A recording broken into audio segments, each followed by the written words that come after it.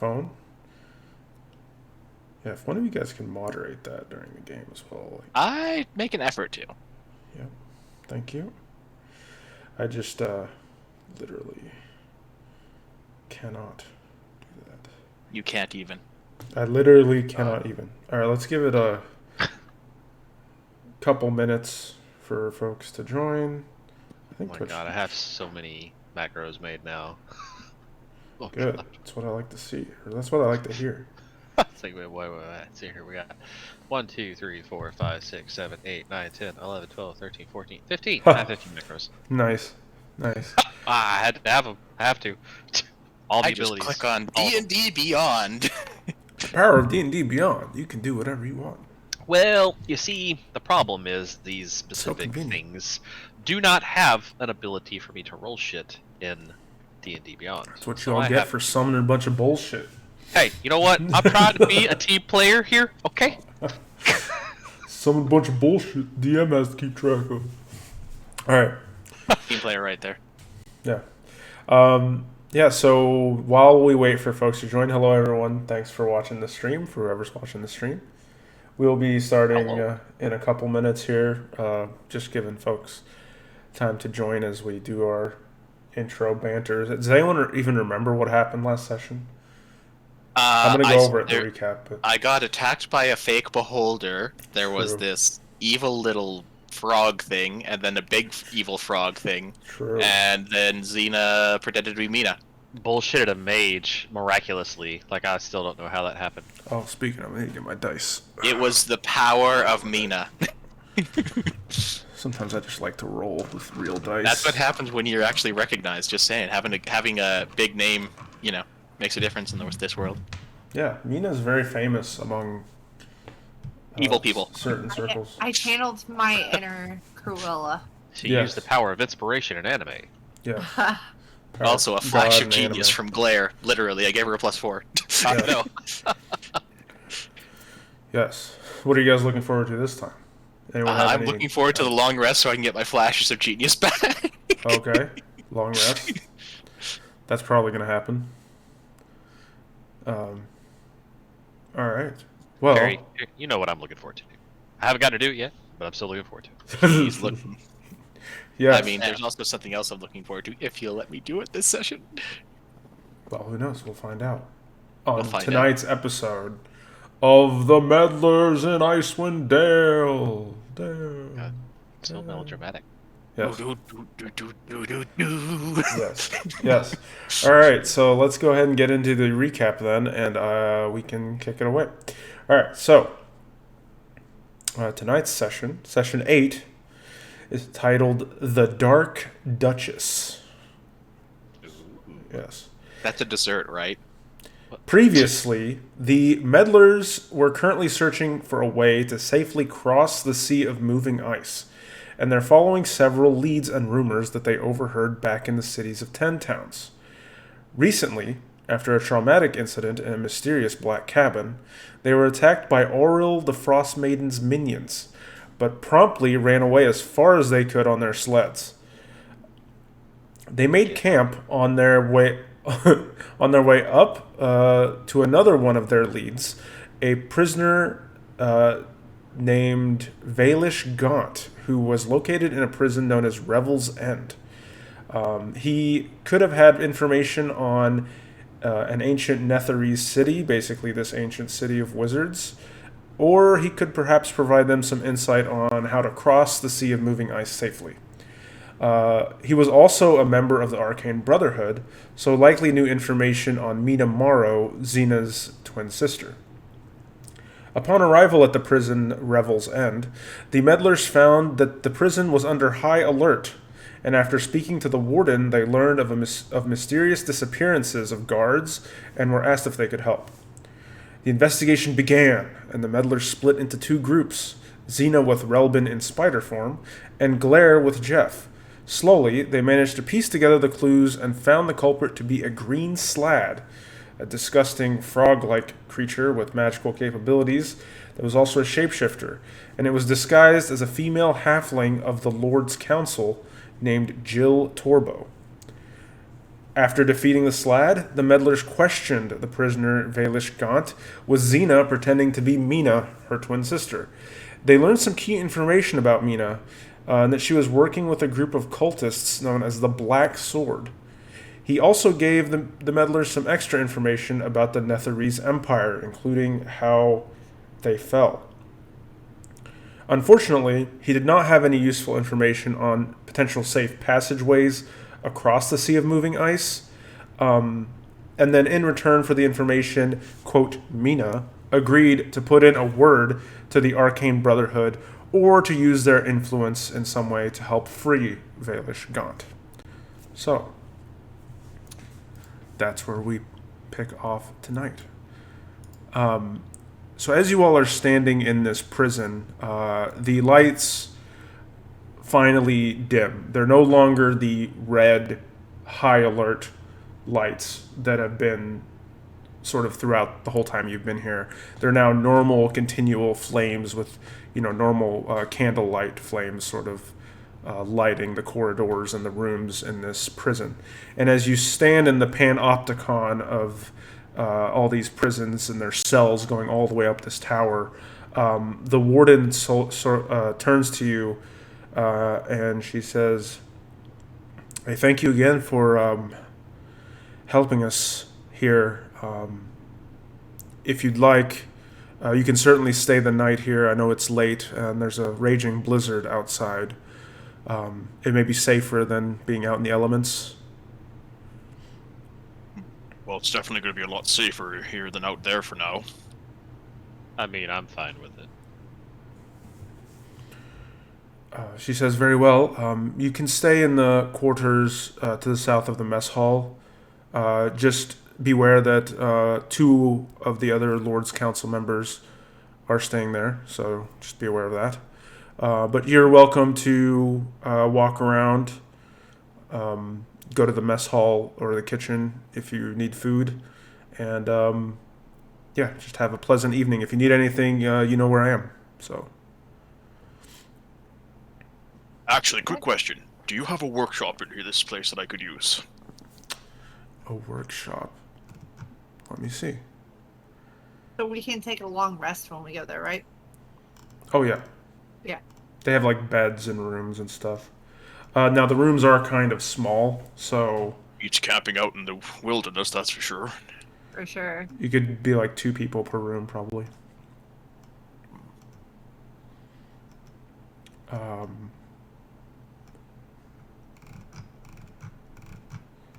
Let me see if they have I don't know if they have a workshop. Glare. Well, I might have to make my own tools.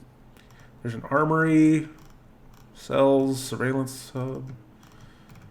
No workshop. She'll say no. They don't have a workshop, unfortunately.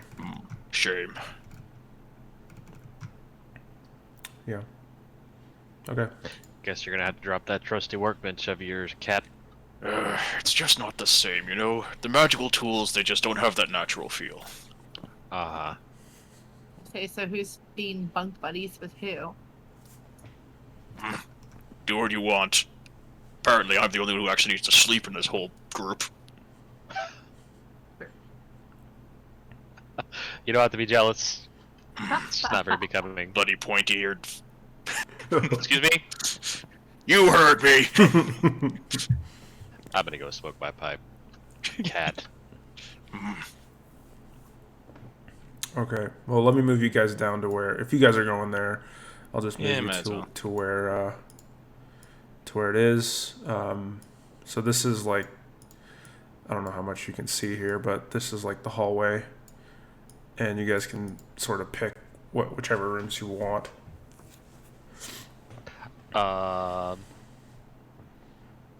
Well, definitely not going in the one that freaking weird ass lizard man was in.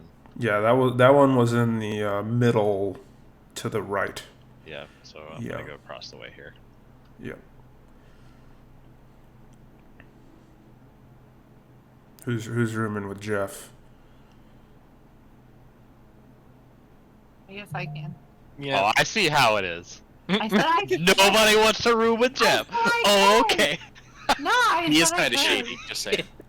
There's also enough rooms. Actually, there's probably enough rooms if you guys wanted your own rooms as well. No, it's fine. Nah, it's Just let fine. me know. We'll double up. It's fine. Yeah, it's fine. No. Okay. We'll throw. Let's throw Xena in the room. All right, Xena, you are rooming with Jeff. So I'll put you in with Jeff. Well, I guess it's just you and me, Robin. Yes, apparently. This will be fun. Why? Well, God. I've never got to see someone work on a workshop before. Really. Well, I could show you what I do. If that's what if it interests you, I can take some time. Yeah, I'm curious. I mean, it's kind of, it's kind of my thing. I poke my head out of the room and say, "Look at you trying." I'm sorry, don't you need to meditate or something? I close the door, chuckling. All right. So which room? Now just pick one. All right. I pick this one. Eh. Yeah, okay. So Relbin, you go in the room to your. It's one up from you, or 2 spaces up, I guess. Okay. There you Blair's go. gonna magically bring his workbench up, and I don't really have any projects I'm working on right now, so I guess I'm going to see if I can do some more research on the Shardlin shards I have. Well, they're purified now, so if you would like, you could actually start the process. Can I try? Can I try? Yeah. Yeah. So you now. I need to go get Blair like runs out of the room. Hang on, I need frag rack back. Oh shit! You don't have it. Yeah, you know what? The warden will give it back to you. You'll ask the guards. They pretty much all know Yes. what you've done, and they'll give you Fragrack and Relbin's stuff as well. The Moonsicle. Okay, right. He has a. This thing's fun. Wait, do I know if it's magical or not?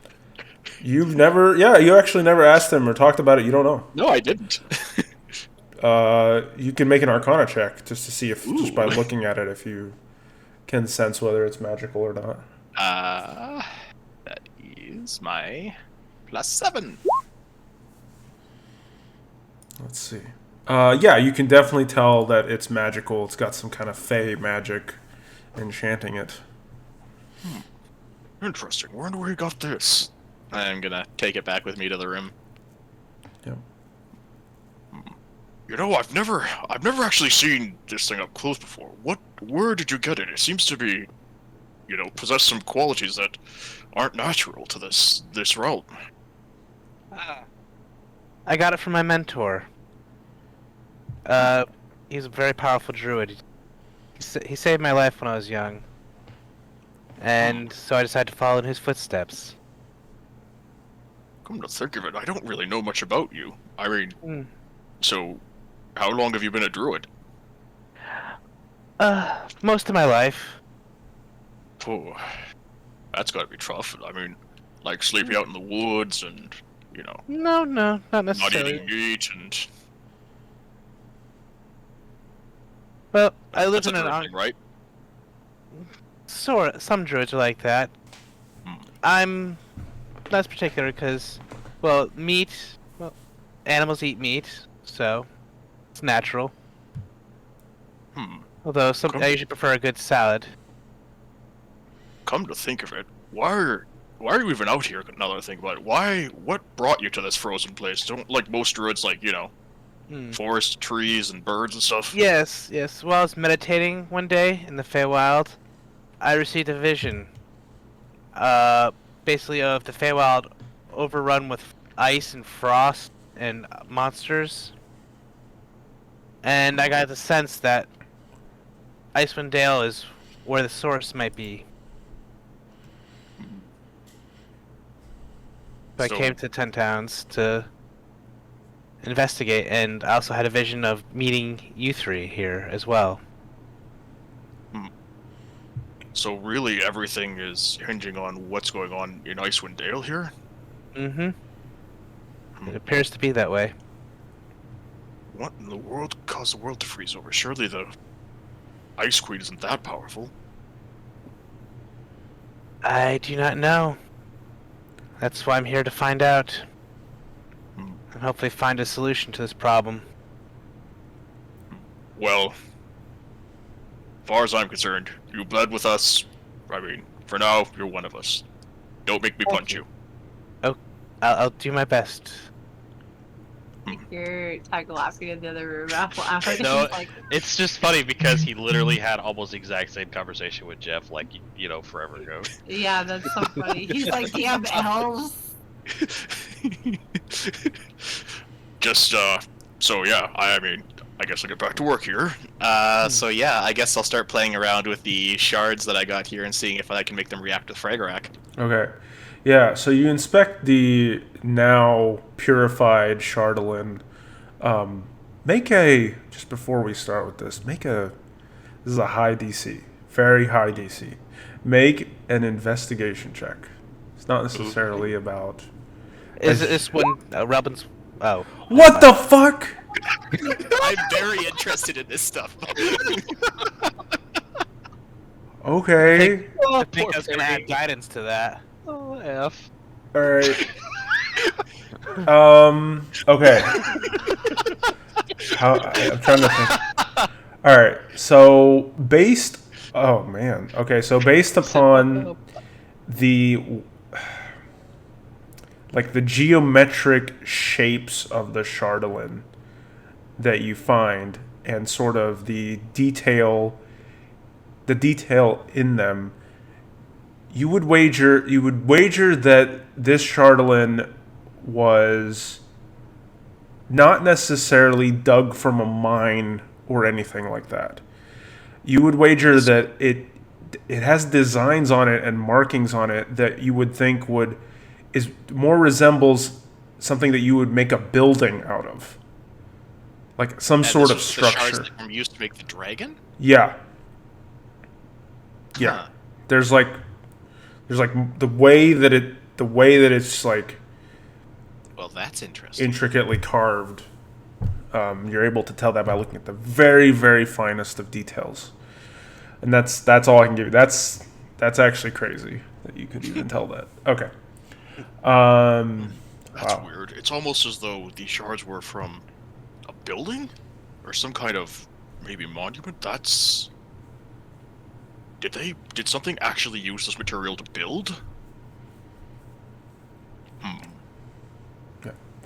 So yeah, as you try to so you get Fragorak out, and for those of you that don't know or haven't explained it as much before, Fragorak is the mace that Glare uses that was actually originally wielded by his father, that was given to him. It was given to his father by some mysterious Fey entity, and the core of Fragorak is actually a golden sun-like orb that radiates Fey energy. So Relbin, as he's working on this, you notice this beautiful core, and inside of it is like the same type of magic, the same feeling of magic that you use when in your spell casting. And so as and then surrounding this sort of Fey core that powers the device, there's all these like gears and mechanisms made of mithril that sort of turn and twist. And so he's taking apart all the pieces, and he's sort of trying to work in this new Chardolin, and he's like melting it down and trying to reform it into a new reconstructed version of Fragorak that will have new capabilities. So, for the purposes of this, make a Tinker Tools check for me. Okie dokie. Oh, right, I don't have a thing to click on that, so it's just a D20 plus 10. Yep. Okay, that's good enough. Yeah, so you meticulously put Fragorak together, and this is going to take you all night. So yeah, that's fine. I don't get to do anything else during the night. You don't get to do anything else. But you are just working on this nonstop. Relbin, you watch as Glaire's sweating. He's using all sorts of tools and stuff you've never seen before and building this weapon into a new thing. And we can get into what that looks like in the morning. So. All right, I'm done for the night. You guys carry on. Yeah. Be on my wayward son. Xena, Jeff, what are you all doing during this? You go first. So I'm just sitting on the bed. I'm just smoking my pipe, and I've got like a dagger, just kind of flipping it through my hand. I'm just like staring at the ceiling, just kind of thinking. I'm not really in a like begin a conversation mood, but like I wouldn't be opposed to if Xena wanted to actually talk to me, but I'm not gonna like reach out right now.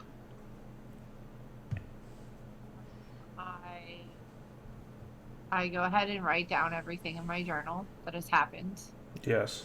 And then I close the book and I say, so what do you think of everything that's been going on? Are you doing okay? Oh, I'm terrified, Xena. Yeah, me too. I think that this place is gonna change me, and I don't know if it's gonna be for the better or not. Me too. I share the same sentiment exactly. I feel like you've been leaning a little bit more towards my side of the spectrum lately. Yeah, I just have been doing a lot of reflecting, and I just feel like that, it's making me question a lot of my priorities, and it's making me question just all of my relationships lately. Well, I'll tell you this. I lived in Waterdeep for most of my life. Don't really know my family. Grew up on the street. Stole to survive. It's basically why I am the way I am. But I will say that probably the most enjoyable time that I've had in my life has been with this group. It's the first time I've actually felt like I had real friends. But I also would say I don't think you necessarily have to have a direction. I've always been one to just say that you just have to keep moving forward. There's no need to have like this end goal or a grand quest that you have to be on all the time. It's sometimes you just exist. Yeah, I'm beginning to feel that way more and more so, just kind of riding the waves. I used to feel like that I had to have a purpose. I used to have something to follow. And now I'm just so confused. Now I don't really know who or what to follow, and I don't really know where this journey will take us. So, I think you do have something to follow. oh, And then I'll stop twirling my dagger and I put my pipe down and I turn and I look at her and I say, "Your sister." yes, she is the one driving force right now that is keeping me motivated. I really want to know why. I want to know why that she's doing the things that she's doing. We grew up together. We shared all of these years spending so much time. Sure, she was always kind of overlooked by our father and mother, and sometimes I felt like she was misunderstood, but I just don't understand what would drive her to do these things, and I am going to stop at nothing to find out the reasons. Well, I know that I could vouch for Glare and say that no matter what you decide to do, we would definitely be right there to support you. But don't let us decide what you're going to do when you actually see her again. We'll follow your lead no matter what. Thanks, that means a lot. Well, we should go to bed. Fair enough. And Xena lays down to go to bed, and she kind of starts to like cry into her pillow Oh, before she falls asleep. okay. So, because Jeff is like really awkward and doesn't like know how to do anything like that, he'll just Not like out loud, like quietly. Oh, okay. Well, never Yeah, mind. you don't. If I don't hear it, then I can't do anything. No, like silently. So I just continue to just lay there and stare at the ceiling. Yeah, with yeah. My dagger. Okay. Would anyone else like to do anything? Before we... I mean, I'm not allowed to, so it's up to Relvin. No, I'm just gonna sit there and watch Glare do his work. Okay. As you all retire for the evening, and the night sweeps you all away into slumbers or trances or whatever it is that you do. Jeff. Oh no. Oh, yes. So, you find yourselves in a Arctic camp in a sort of tundra, in a sort of wild camp. And hold on, I'm getting the effects going here. Yeah. And as you're in this Arctic area, you see around you Xena, Glare, and Relbin as well. Xena and Glare are currently speaking to each other by a campfire, and Relbin is off fishing a bit further away. And you're just kind of watching them, and they don't seem to be paying you too much attention, but they're just sort of talking and laughing and just going about. Cookies. Yeah, exactly.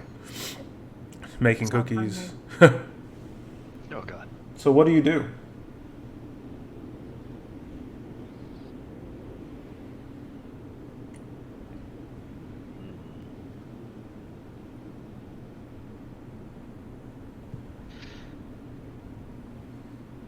I walk over to Relbin first. Hey, did you get my DM? Yeah.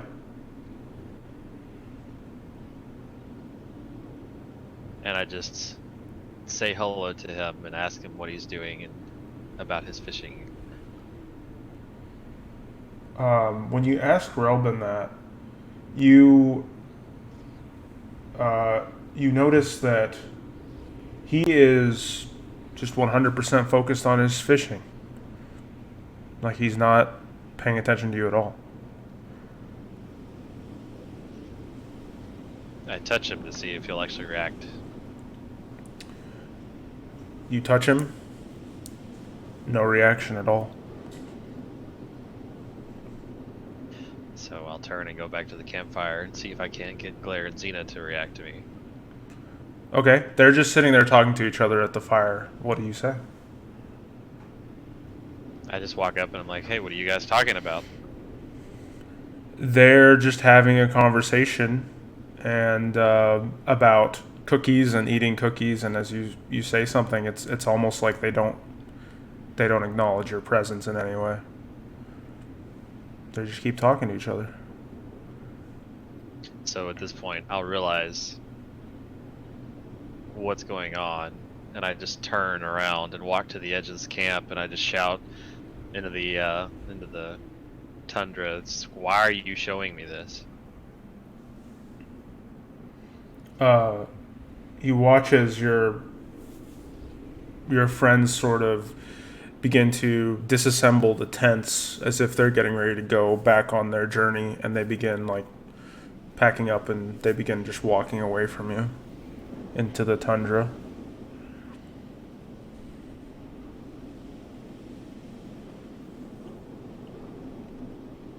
Are you trying to say that they don't matter, or that I don't matter to them? No response. I just turn and I follow them. Okay. Make a perception check. Oh fuck.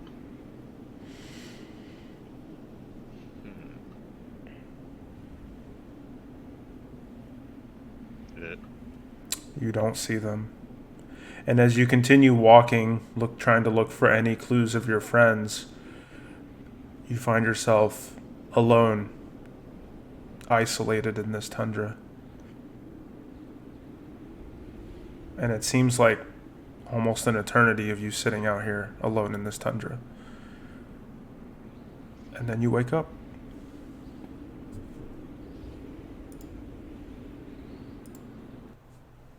Okay. So, Everyone, you are now awake. It's been a interesting, restful night. This place is like 68 degrees Fahrenheit, so finally, like You're making me convert. yeah. I don't know what that is. I don't know what that is in It's Canadian. like 21 or something like that Celsius, Yeah. I think. Okay. So yeah, you guys are What do you say it is? What temperature? 68 degrees Fahrenheit. Oh, Yeah. So you all wake up. What do you do? Blair's still asleep at his workbench. How many times do we get? 10, right? Yeah, 10. 10 temporary. And you gain the benefits, all of you, of a long rest. Oh, thank God, I have Flash of Genius back. Ooh, and my barrier too. Nice. Well, Glaire's sleeping at his workbench for now, I guess. He spent all night working. So Relbin, you sort of are watching Glare snore with his head down on the workbench. I grab a blanket off one of the beds and just put it over him. Okay. So goddamn wholesome.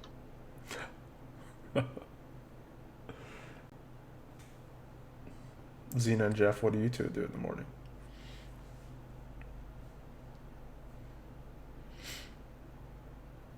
I go to the mess hall to see if there's any food.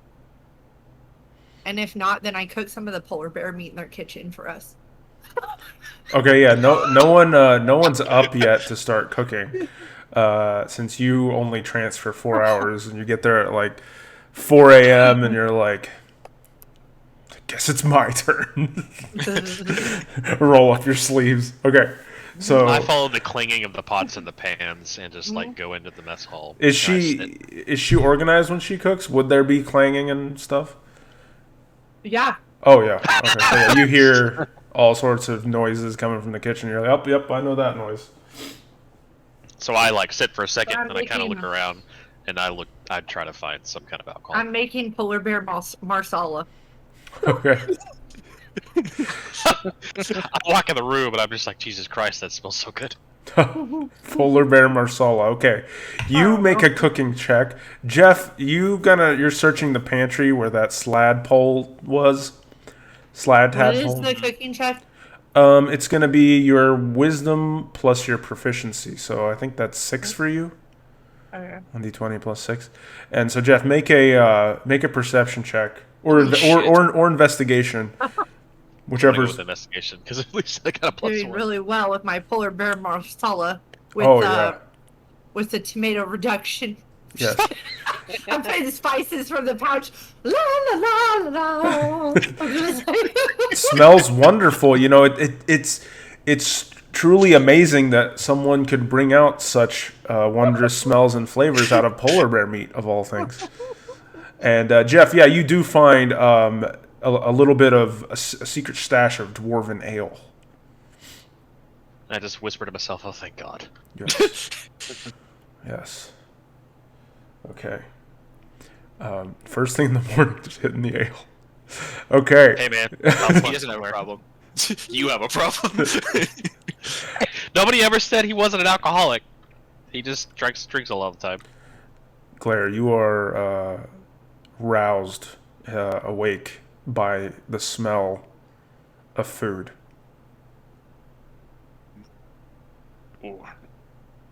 Or why does that? Smells like a dish Mom used to make.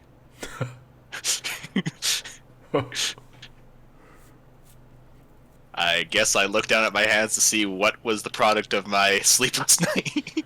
Yeah, Or low sleep night, I guess. so as you look down, you have a newly reforged, reconstructed Fragrac, and the new one looks to be in the shape of a warhammer, and then at the edge at the sort of the blunt end of the hammer where you would beat people with it, is the Fey core surrounded by some mithril, but it's like glowing and pulsating right there. So yeah, you have Fragrac in warhammer mode. Ah, it's been so long since I pulled another lighter. Good to see I still have it. Yep. Ah! Oh, hi, Robin. Hi. And you should be able to find that on D&D Beyond somewhere. Oh, great, thanks. Type in Freyrak, and it should be one of them. Yeah, one sec. Okay, so yeah. So Relbin, you also smell the food cooking. Smells good. Right. You're not a vegetarian then, are you? No. I thought it was druids had to be vegetarians. Wonder where I heard that. I don't know. Hmm. Oh, these guys are not here yet, or right now. Just move them away.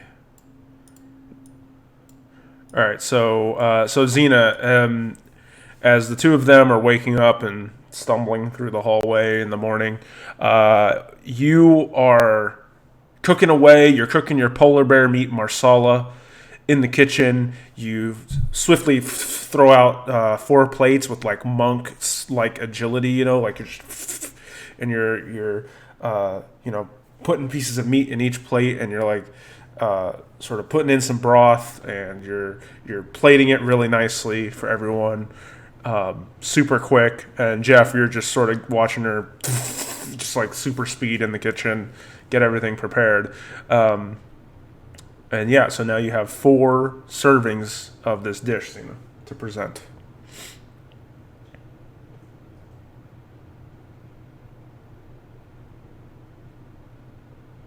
What even is this, Xena?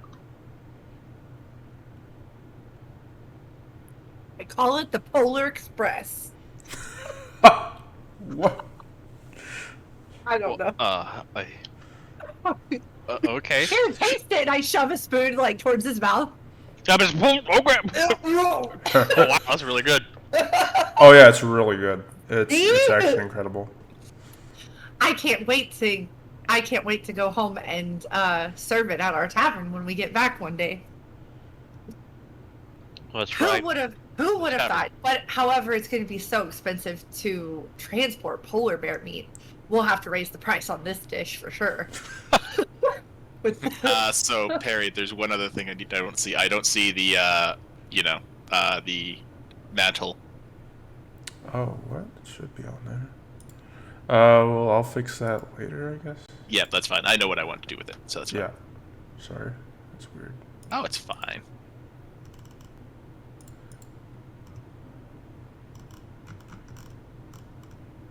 Huh.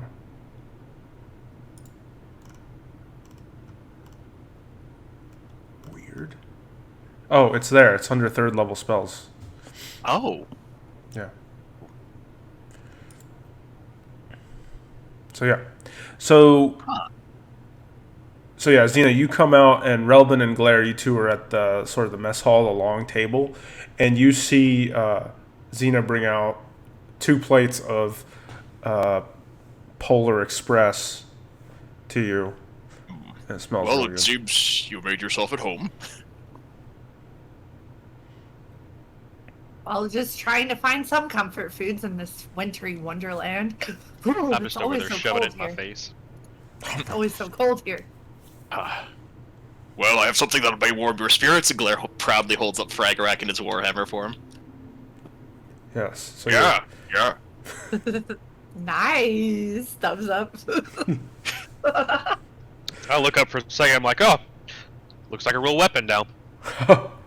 I'll have you know, mace is a real weapon, even if it was kind of shaped like a club. It was a mace. I'm already not paying attention anymore, eating more food. Glare grumbles as he goes over to kind of see what he can help himself to there.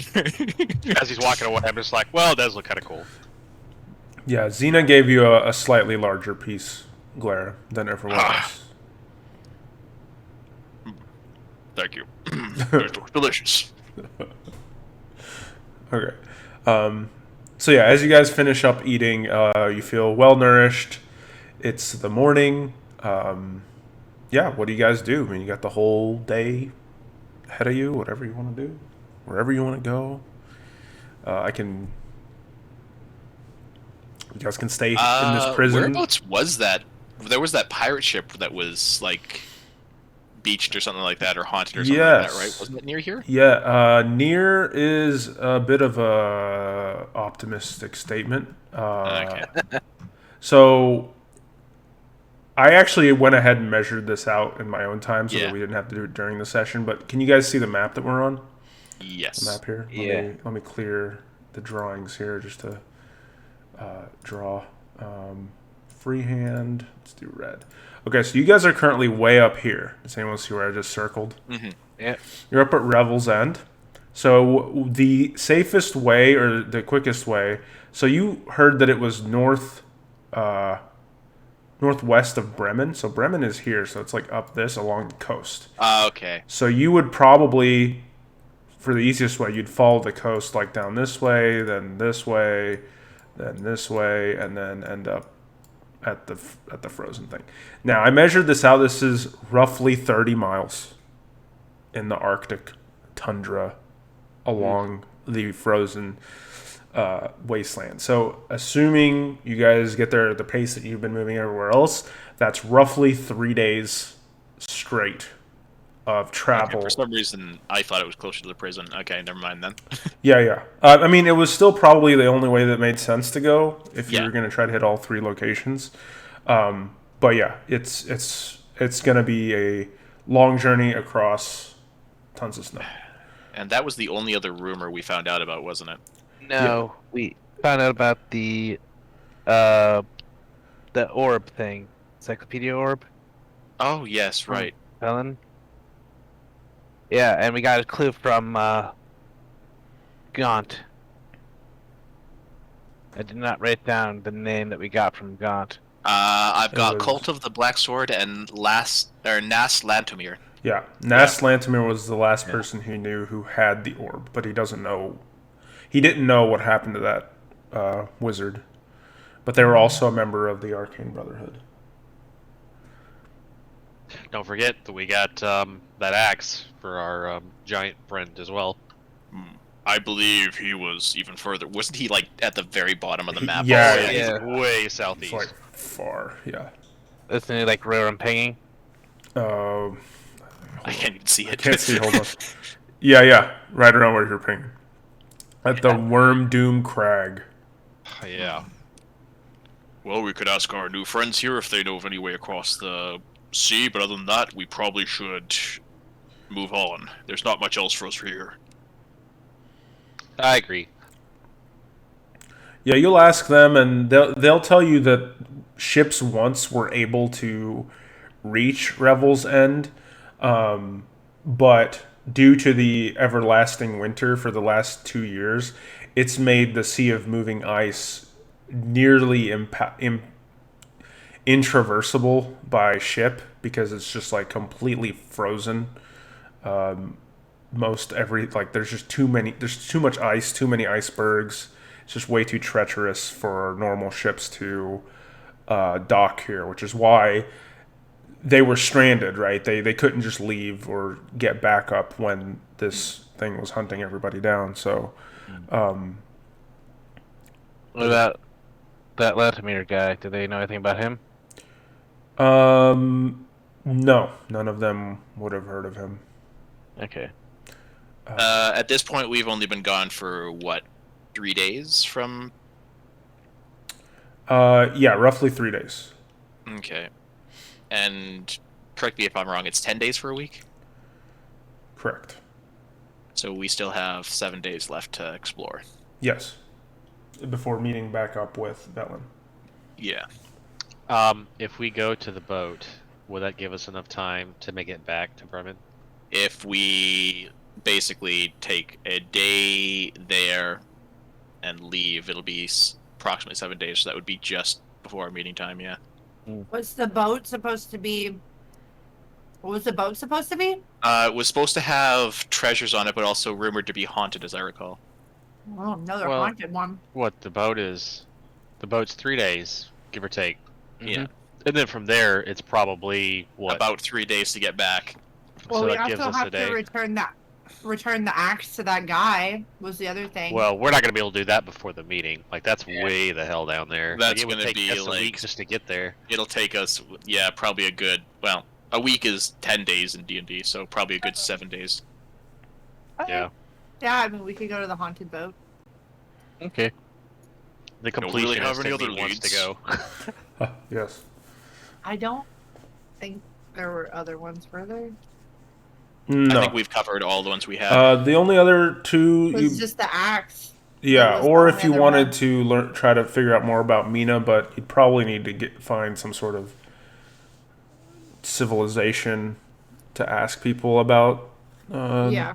cultists and black sword people. Did he say where she was last seen, though? I thought He said that it was at a castle. He thought it was a castle, but he didn't know he didn't remember the name. Yeah. The only castle you all have seen so far was in Caer Dineval, which is where the dragon attacked. Oh, okay. Oh yeah, that's the one that got like half destroyed because we killed it there. Yeah. Mhm. Yeah. So that's an idea in the future too. The castle at Caradinval. Well, would you consider the keep where the Duergar were almost a castle as well? Or No, would that be was more of a tower built into the mountainside. Okay, Yeah, it's more like a fortress or something. Yeah. got it. Yeah, so do you guys set off on this journey? Well, if we're gonna make it in time, we probably should head out now. To the boat. Yes. Okay, so as you all sort of, get the sled dogs ready, Balto, Togo, Kendall, Amara, get all of them ready, to go, and you get in your normal formations. Relbin and Xena are mushing the dogs along, and you have a 3-day journey. So, for the purposes of this, you know the drill. She already did the survival check. Survival checks. Hell yeah. Yeah. You guys make good time on the first day. And for the purposes of this, we're going to speed things up a little, at least 2 days. 2 days, we're going to fast travel for 2 days. But for the purposes of the 2-day fast travel, I want to know, what do you guys do like at the dog stops? What do you do overnight? Blair's still trying to make a fishing pole for that goddamn. I want to go fishing hook every that I've chance got. I get. You want to go fishing every chance you get? Yeah. Yeah. Okay. All right. So, fishing. I'm making my new cookbook. Recently, I'm working on my new cookbook, and I need to have Icewind Dale travel cookbook for survivalists. Yes, excellent. Okay, so and you guys have a lot of coast. You're going right next to the coast the whole way, just so you don't lose your way. So go ahead and where's my rules for fishing? Yeah. So as you two make a survival check to see if you can find a good spot for fish. I'd have asked if they had a fishing pole to spare before God we damn, left. you guys are so good. Yeah, you guys find perfect Oh, fish yeah. spot. Go ahead and make a. So you cast your line. Both of you get a bite. Make strength athletics checks for me Oh. Oh no! as you try to. Oh no! We get pulled in the ice water. Okay. Oh no! All right, Xena. Let's see if you beat the fish. Hey, I'm dodgy though. I'm dodgy. I'm very dexterous. So Why can't I use acrobatics? Xena. Blair uses Flash of Genius to catch her before she falls in. Okay, Flash of Genius gives a what? +4. Okay, so Xena, you're about to. The fish rolled a 4, by the way, on athletics. So Xena rolled a 2. +6 or +4 equals 6 from Blair's Flash of Genius. God. So I'm saying the way Thank she you. role plays this is Xena casts a line, catches a bite, she's super excited, but as she's trying to reel in, this is a big chonker, big strong knucklehead trout. And Blair, you see her feet sliding and a panic come across her face, and you just come behind her and grab her shoulders, and you help. Hold on there. Whoa. You help pull her back. Relbin, you get your knucklehead trout by yourself. Catch the trout. So yeah, you two have 2 more trouts. I just do a backflip every time that I catch a fish so that I can use acrobatics instead of athletics. No. Damn it! I'll be like, Doesn't work that way. Black handspring, got it. I'm No. just kidding. So Yep. Go ahead. I was gonna say, so I'm going to, since I've had this damn pipe for freaking ever, I want to like learn how to Gandalf this shit and like make cool ass like smoke figures. That's awesome. Okay. Make a performance check. For what? For He's trying to make smoke shapes with his pipe. But you know, like Gandalf, like he Rings? makes this boat with the smoke that like Oh, goes yeah. through. Yeah. So I'm gonna try to learn how to like do this kind of stuff.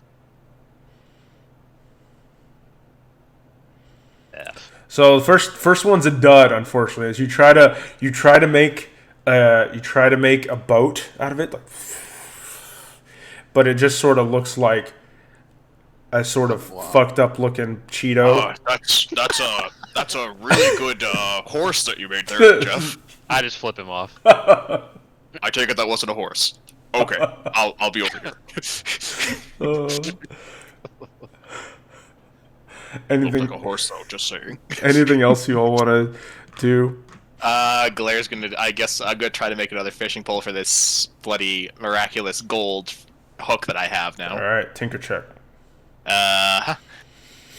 Roll more than a friggin' 1. Hey, yeah, you make a fishing pole, and it looks like it would work. Not my best work, but it will do. Yeah. Just don't During fall the in. trip, I asked Glare Hmm. if he will make cold booties for the dogs because they are actually sold in pet stores where it keeps the dog's toes from going completely icy numb from all of the work they do. And since he knows how to craft things, I thought maybe he can knit some booties for the dogs. Well, I'll need materials, so if you want to find some skins, I can try, but I will admit I am not as proficient with I hides said, and the I like. have a polar bear hide, actually. Well, I can try. Well, I was like, I'll try to. Wait, is there a way to gather? Like, I don't have gathering, or I don't really know what to roll for I gathering. mean, Survival You to find other stuff, like Yeah. other furs. Yeah, you'd have to find some sort of animal to make it out of. So I'd say eating that a cookie. you rolled a natural 20 when you got the polar bear hide. So I would Yeah. say that one polar bear hide, each dog has 4 feet. So if you're making one for each dog, I'll say you could probably make one for one sled out of that one perfect. No, I don't want to waste the polar bear hide on the booties for the dogs. Okay. I was hoping to use a different kind of stuff. Yeah. So Well- you might be able to find in your travels animals that you could potentially hunt to do that. Okay, like deer and stuff. Yeah. Be a good way to get some food too. Yeah. Yeah. How do I roll survival for hunting or what? Yeah. Roll survival to see if you can find any deer. Oh my god, what's she gonna Not do? that Punch the day. deer to So death? not that day. Try it Yeah. one more time for the second day. F. I'm Yeah. just a really bad hunter. You just there's not much around No on the deer? first 2 days. So there's no deer around. Unless It probably wouldn't be deer. I guess it would be like Arctic foxes or something, right? there are reindeer up here. Oh, okay. Yeah. On my next 2 days, I like to look for herbs and stuff. Okay, yeah, make a survival check. Well, I may be using some of my time to craft potions too. Yep. I'll say make 3 more survival checks just to do them all. Basically 2 per day. Wow. Quality Pretty rolling. consistent. Yeah. So you find.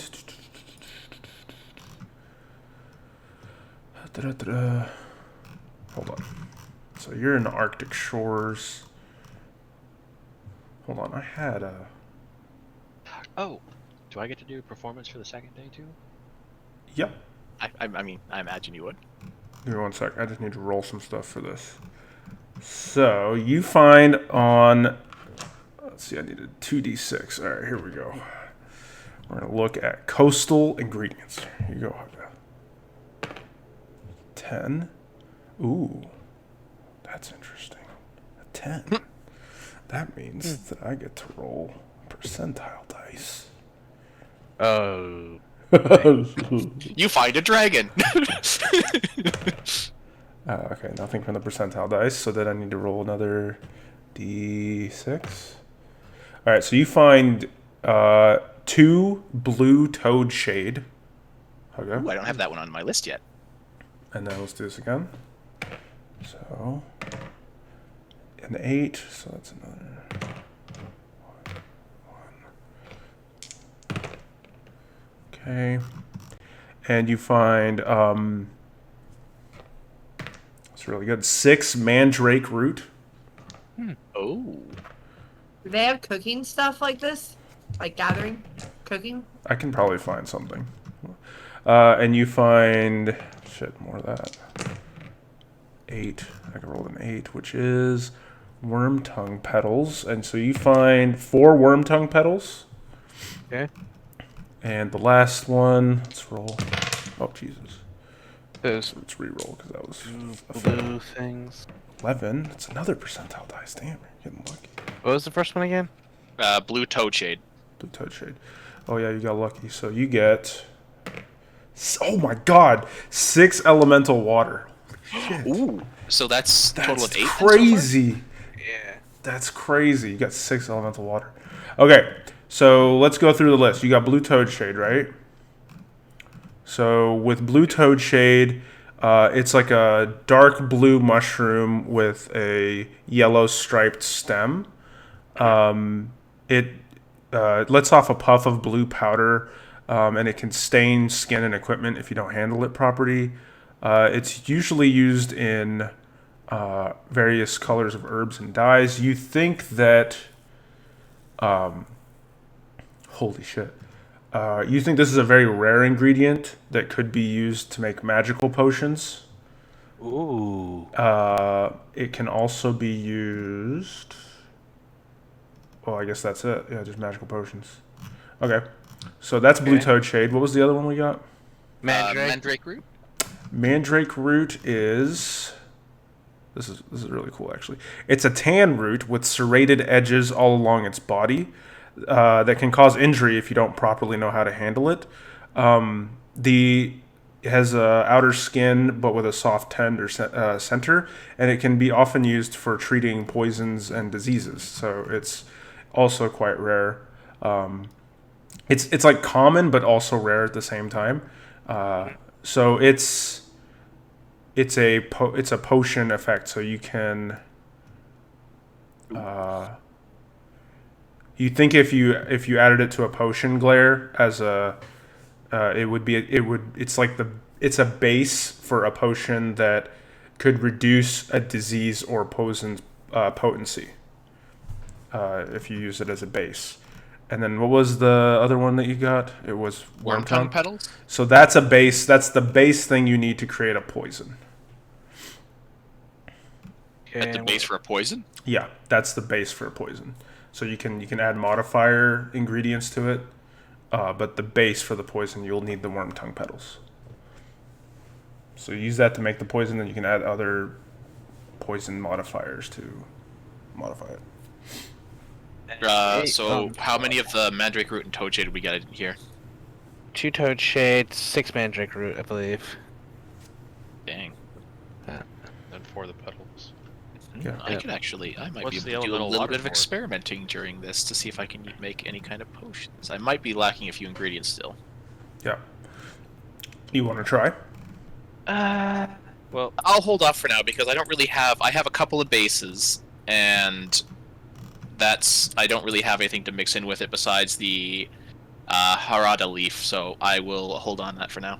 Okay. You could try with the elemental water and the blue toad shade. You think you could make something out of that, but you're not sure what.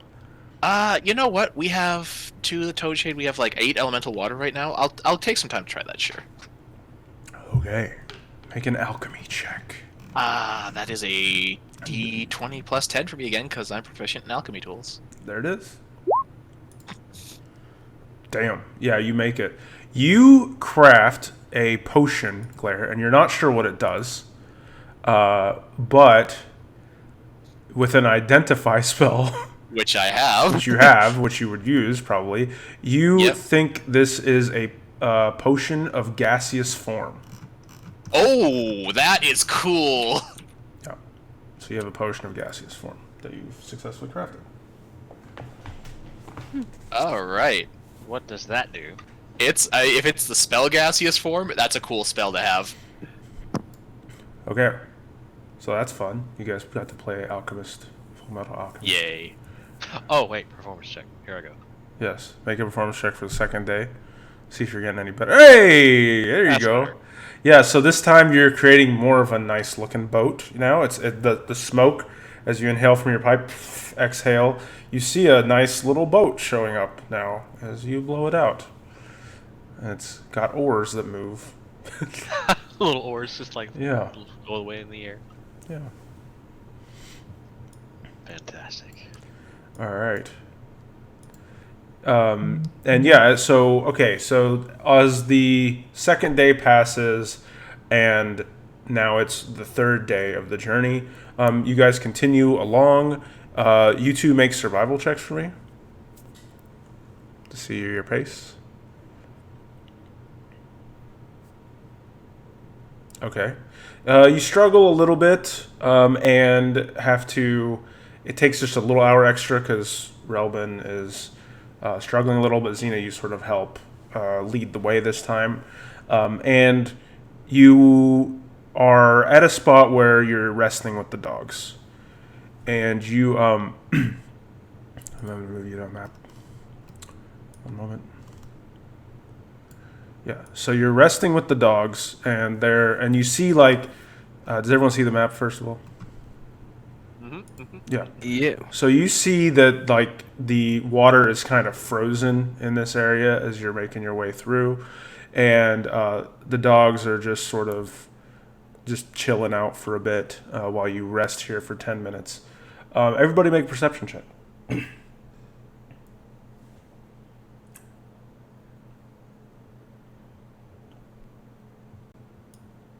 Whoops. I'm down a little higher than a 15. Ha, you're right. Not me. Sorry, I need to the select tool.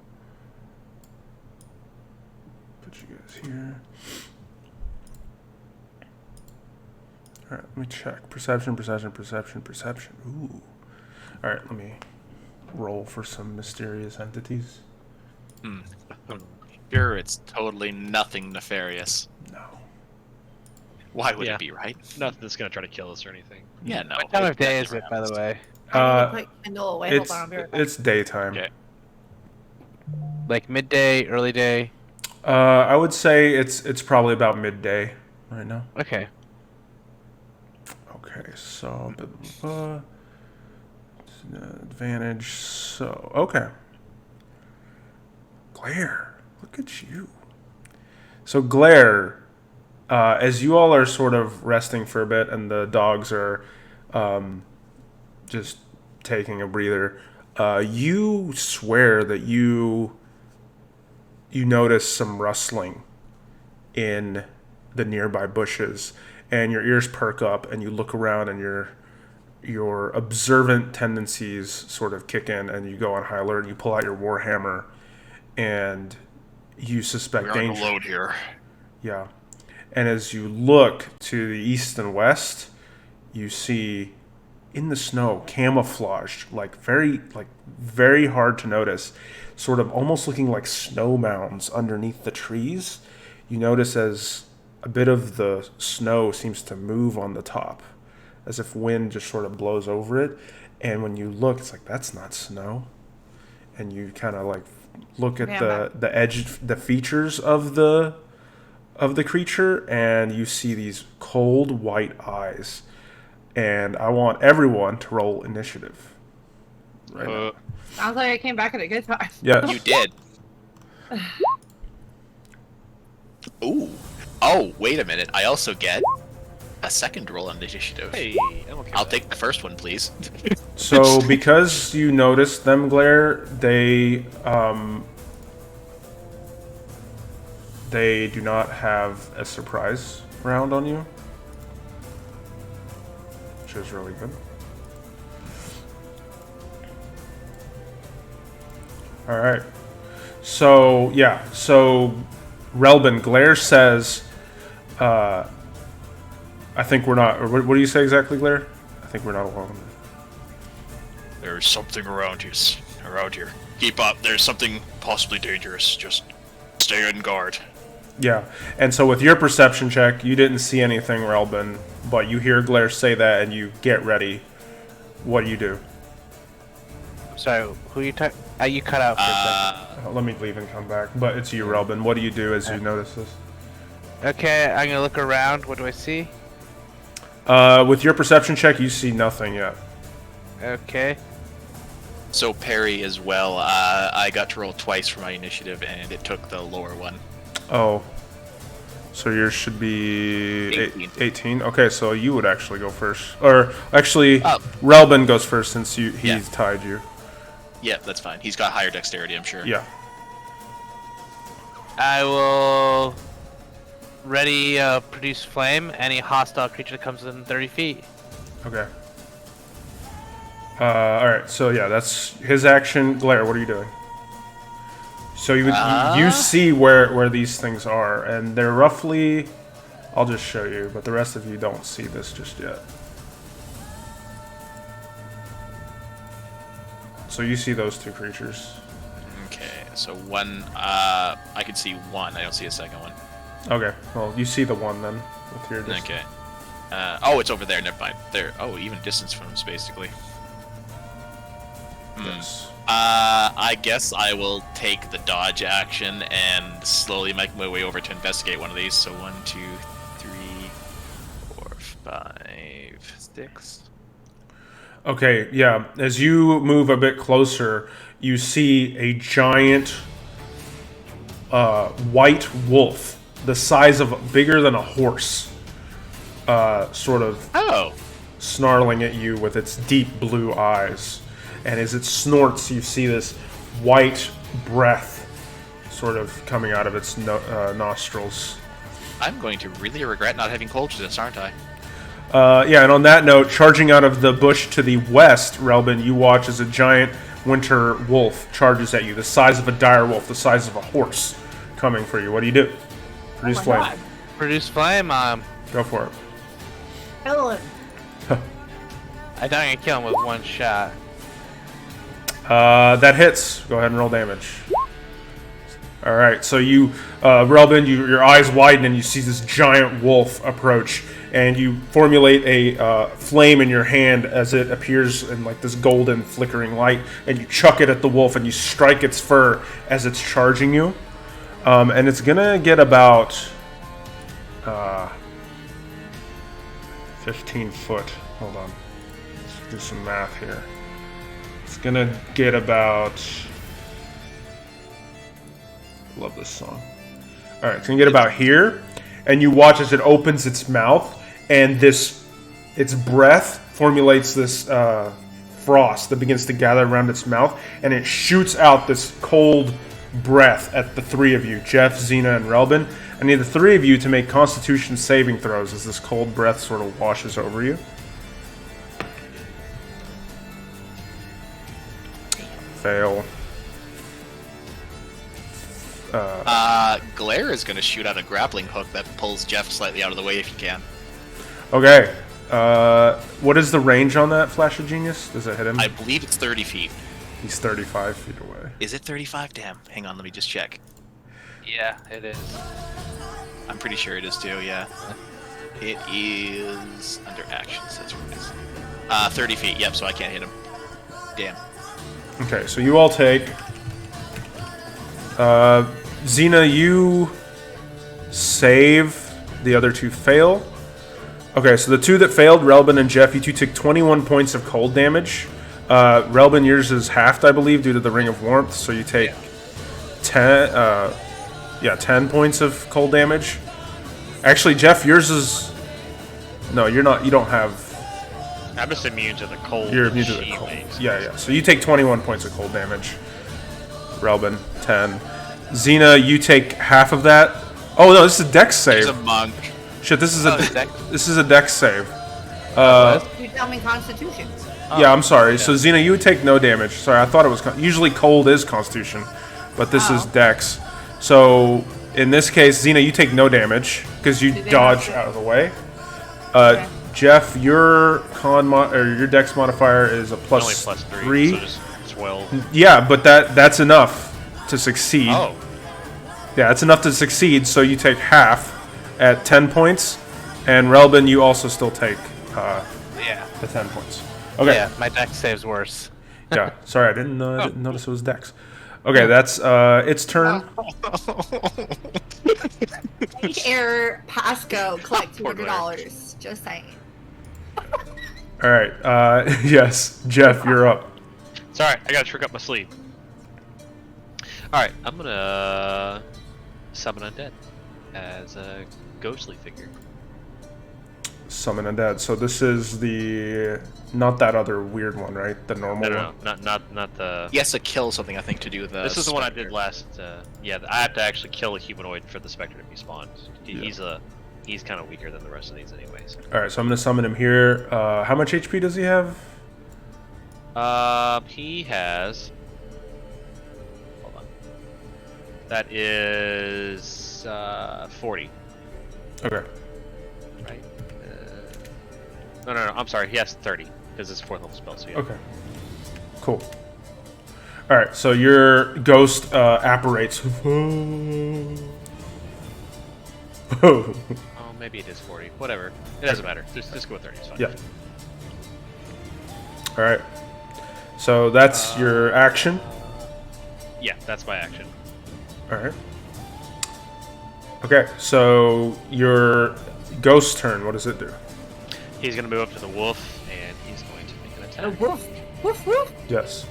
The happy moo. Yeah, the happy move. He's That definitely not hits. happy. Go ahead and roll Okay. damage.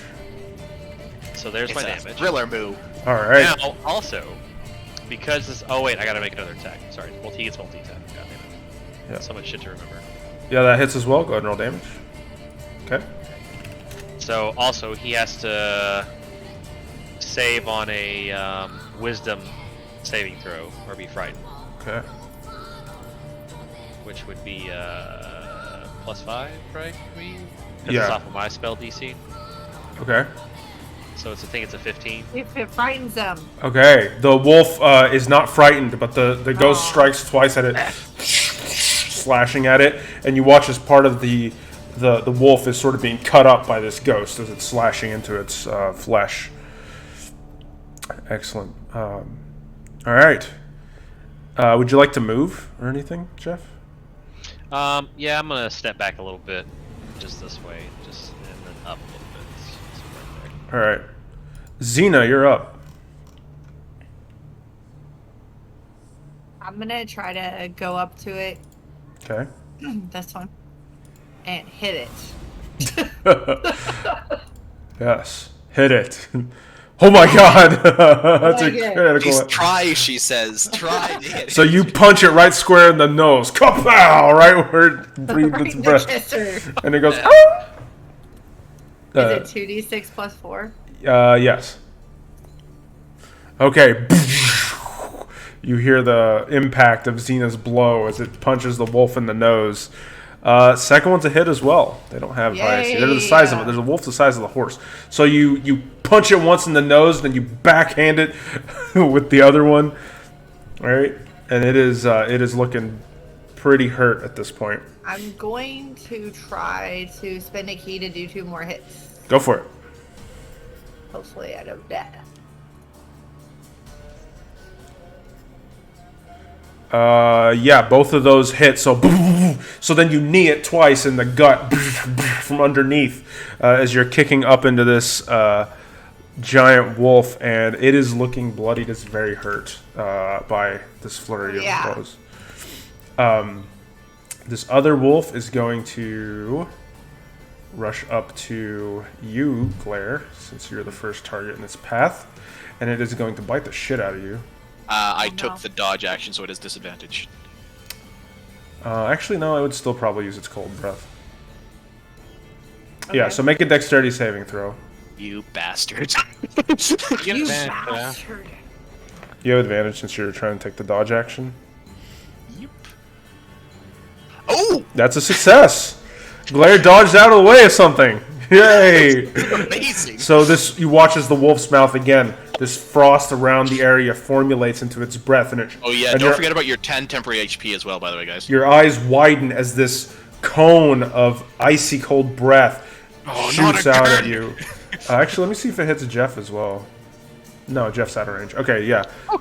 So yeah, you take. 5 million points of damage.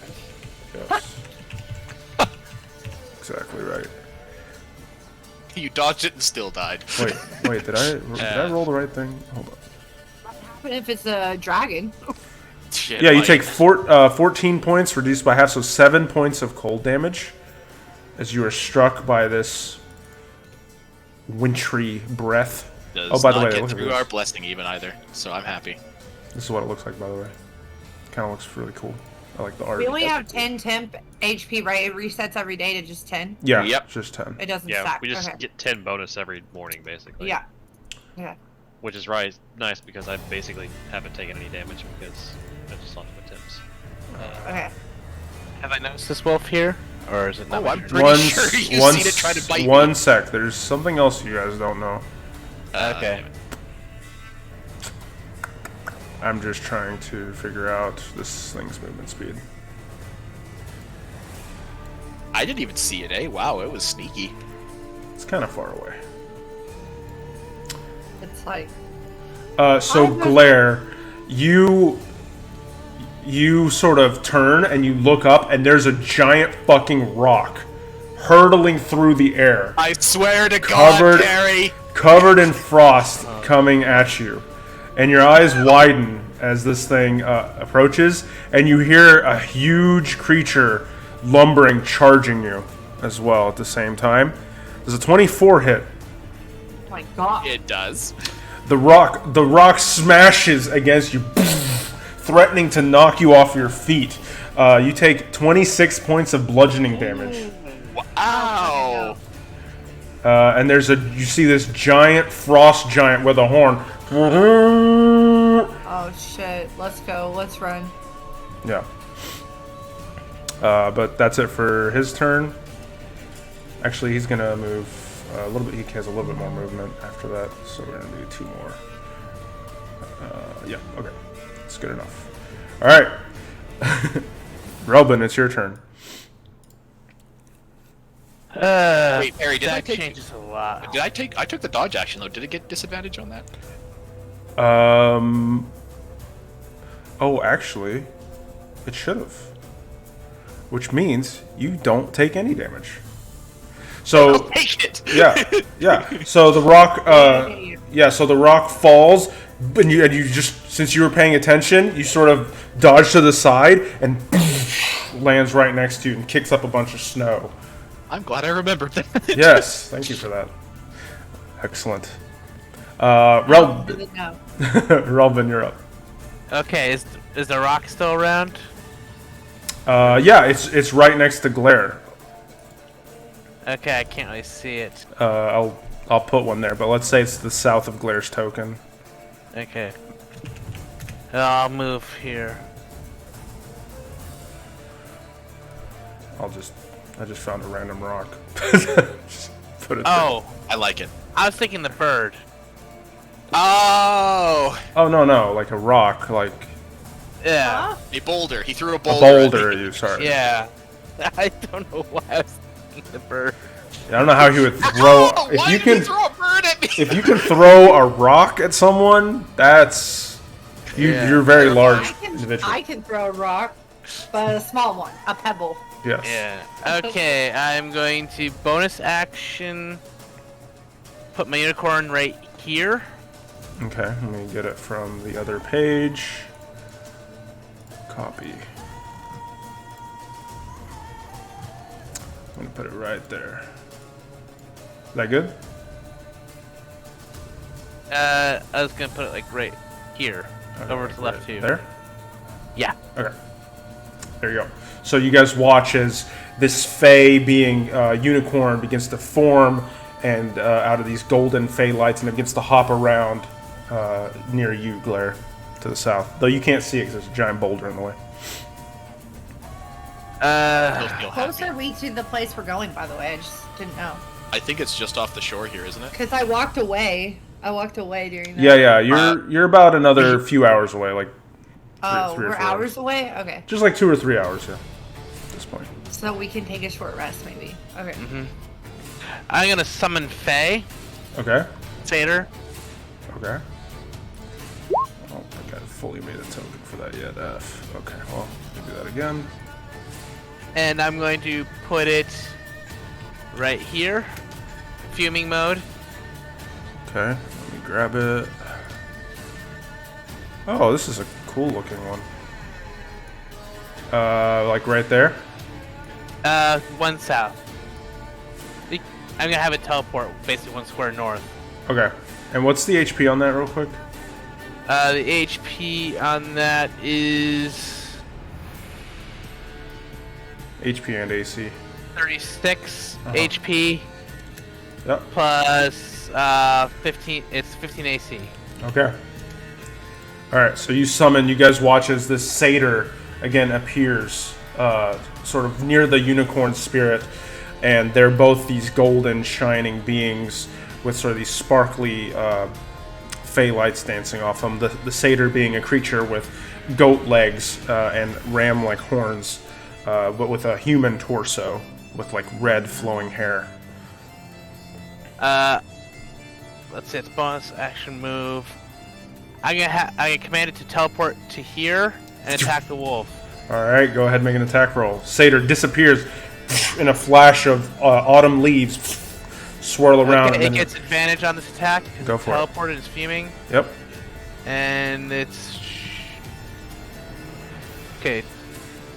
D20 plus 9. No, 2d20 plus 9. Oh, almost a crit. That hits. Go ahead and roll damage.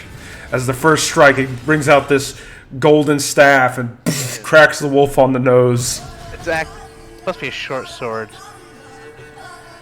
Okay, 1d6 plus 1d. Okay.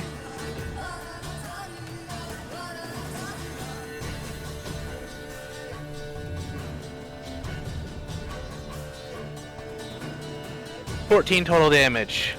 Alright. Yeah, so smacks the wolf right in the nose with its staff. Alright, is that it? That is it for my turn. Alright. Glare, you are up. Oh, righty.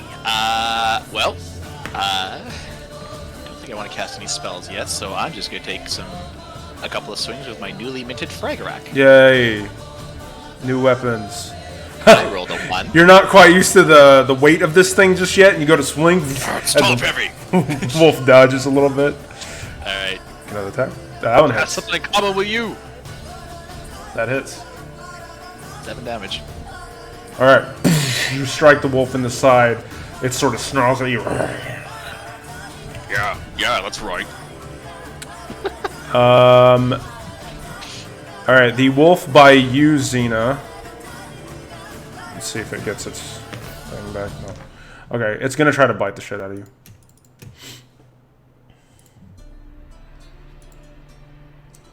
Alright, does a 19 hit you, Xena? Yes. Okay, so this giant wolf, the size of the horse, snaps at you, and before you're able to move, it gets you right in the arm, like right below the shoulder. Oh, and it digs deep with its claws, and it's trying to wrangle you down to the ground as well as it's pulling you down with its teeth. You take 15 points of piercing damage, and I need you to make a strength saving throw as the wolf is like yanking you down.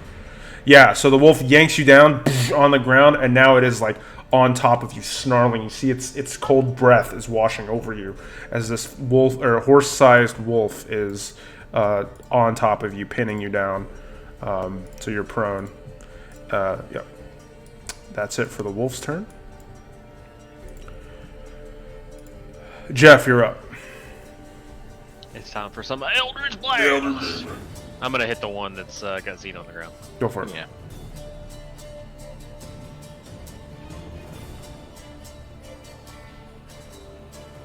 Oh yeah. You watch as Jeff, you pull out your sword, flourishes, and it appears magically in your hands, and you cut twice through the air. And you watch as they form an X as they fly towards the wolf, and they slash into its side, and it knocks it back 5 feet, and the wolf goes and falls dead. Yay! And so Xena, you look up, you watch the wolf get blasted off you by Jeff's attack and knocked back a bit, and it's now not on top of you anymore. Okay, and it is now your turn, Xena. You can spend half your... He can do with the undead thing too, can't he? Yeah. Oh yeah, if you want to do that, you can. Oh, I'm just gonna move it. Okay. He's just gonna move up to here. Okay, and Xena, you're on the ground on your back, right? And so you can use half your movement to stand up, if you'd like. I do that? Yep. And so now you have 25 feet of movement left. Or I can use Shadow Step, Or right? you can use Shadow Step. Okay. So I use Shadow Step. Okay, where are you Shadow Stepping to? You can go 60 feet with that. On the... next to that satyr. I Okay. think that's the satyr. I can't tell. It's really dark on my map. Like yeah, there. there. And I get advantage on my first melee hit. Yes, you do. Yeah. So you guys watch as... Yes! oh my god, what the hell? Yeah, so 2d6 plus 4. What the fuck? So the way this works is, Xena, Jeff, you watch Xena, like, jump up to her feet, like, off her back, just like an acrobatics jump onto her feet, and she begins to punch the air in front of her. And as she starts to punch, you watch at Glare, you see, apparating next to the satyr, a shadow of Xena punching towards it, and then you, Jeff, you just see her disappear, and then she reappears where the shadow was, and then punches straight into the wolf at the same time. So go ahead and roll. Nice of you to join us over here, Xena. Were you over there? Scared. And then Myself. I hit again. Yeah, go ahead. Oh my god, Damn. yeah, both hit once with the shadow yeah. strike, and then you come down with your elbow, kapow, on the into the side of the wolf there for another 10 points of bludgeoning. It's looking pretty hurt. Yeah, it's That's all I bloodied. can do. It's bloodied at this point. All right, let's see if it gets its breath. It does not. Okay, it is going to try to bite you, Xena, as you just got in its face. It's going to snap at you. 22 to hit. Oh my Yeah. god. 15, Obviously. 15 points of piercing damage. As now this one's biting you in the leg, right in the thigh there. Fucking wolves, I love dogs. Why are you doing this? Make a strength saving throw. He did just punch it and knee it in the side. Yeah, strength saving throw. You succeed. This time you hold your ground, gritting in the pain as it's biting down, yelling about loving dogs. Puppies, why are you doing this? What a puppy! For the love of God, it's the size of a house! Oh my gosh. It wants to eat you! I said fluffies, by the way. Oh, hi. Hi, giants. This gigantic creature that looks like this We're yelling about the dog, and this guy steps up and is like, oh. comes Oh, down yeah, with his that's right. great axe, overhead smash on you, Glare. Do giants normally have items on them? Like, is Yeah, it even worth yeah, they it? can. Oh, okay. Glad he's terrified. So Glare, the first hit comes down on you. You take 21 points of slashing damage as the axe cuts into you. The second one comes around, the second slash on you, Glare, but you manage to dodge out of the way as it sticks into the ice below, and you feel the weight of the blade, and your eyes widen as that impact was enormous. Okay.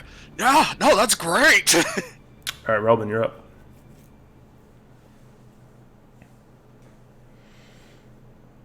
I don't know if you heard me or if you're muted, Haga. I was muted. Yeah. Who's more hurt, Xena or Glare? Probably Xena. I've only been hit once. Yeah, Xena's looking a bit more hurt. Me too. Left. Okay. I'm gonna bonus action healing word. Okay. Level 1. Yep. Go ahead and roll that.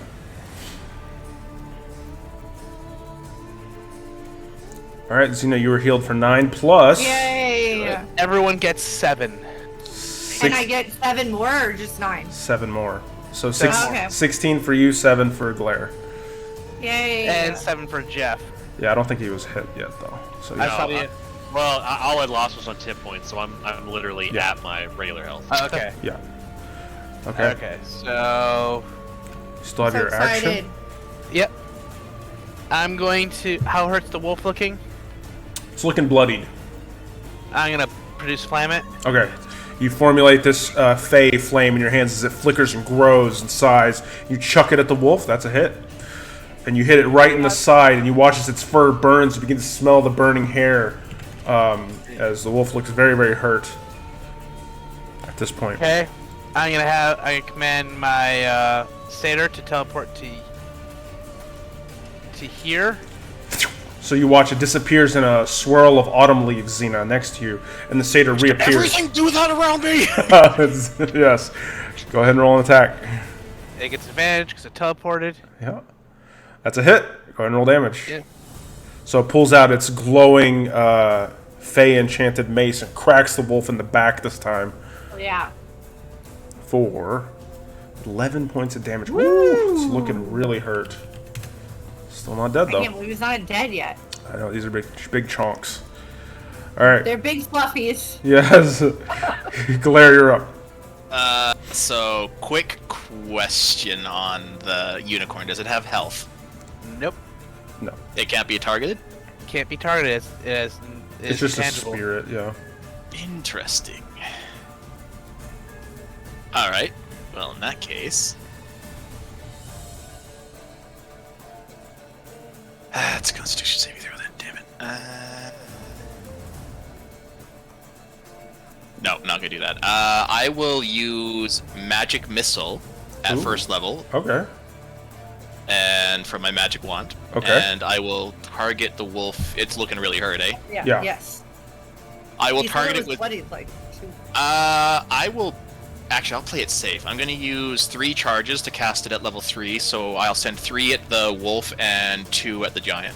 Okay. Go ahead and roll. Roll them separately. So roll the Yes, 3d4 so this will- plus 3, Plus 3 and then on the wolf. 2d4 plus 2. All right. Oh, that's just enough. That is the exact amount you needed. So you watch as Glare pulls out the magic missile wand and sticks it right in the wolf's face, and you watch as from the tip of it these purple beams all shoot out and smack it right in the face, and it goes. Guardian Leviosa. It's dead. And then 2 more of the beams fly out at the frost giant. So Hell yeah. 7 points of damage to him. I'll move here and stand in front of the giant, and just as a bonus action, I'm going to put up my shield. Okay. Yeah, not so tough. Just barrier. Smiles at you. Blows the horn. I'm really hoping that's not calling for backup. All right. Yeah, that's your turn. Jeff, you're Yep. up. All right. So this is a big chonker. He's huge. He's I bet bigger he than has. Blue. Like he's like 3 times the size of Glare, if I'm not mistaken. Yeah. About 21 feet tall. I'm Yeah. gonna bet. So he But he can't make has- dex saving throws, most likely. Exactly. I'm gonna bet he has some shit ass freaking decks.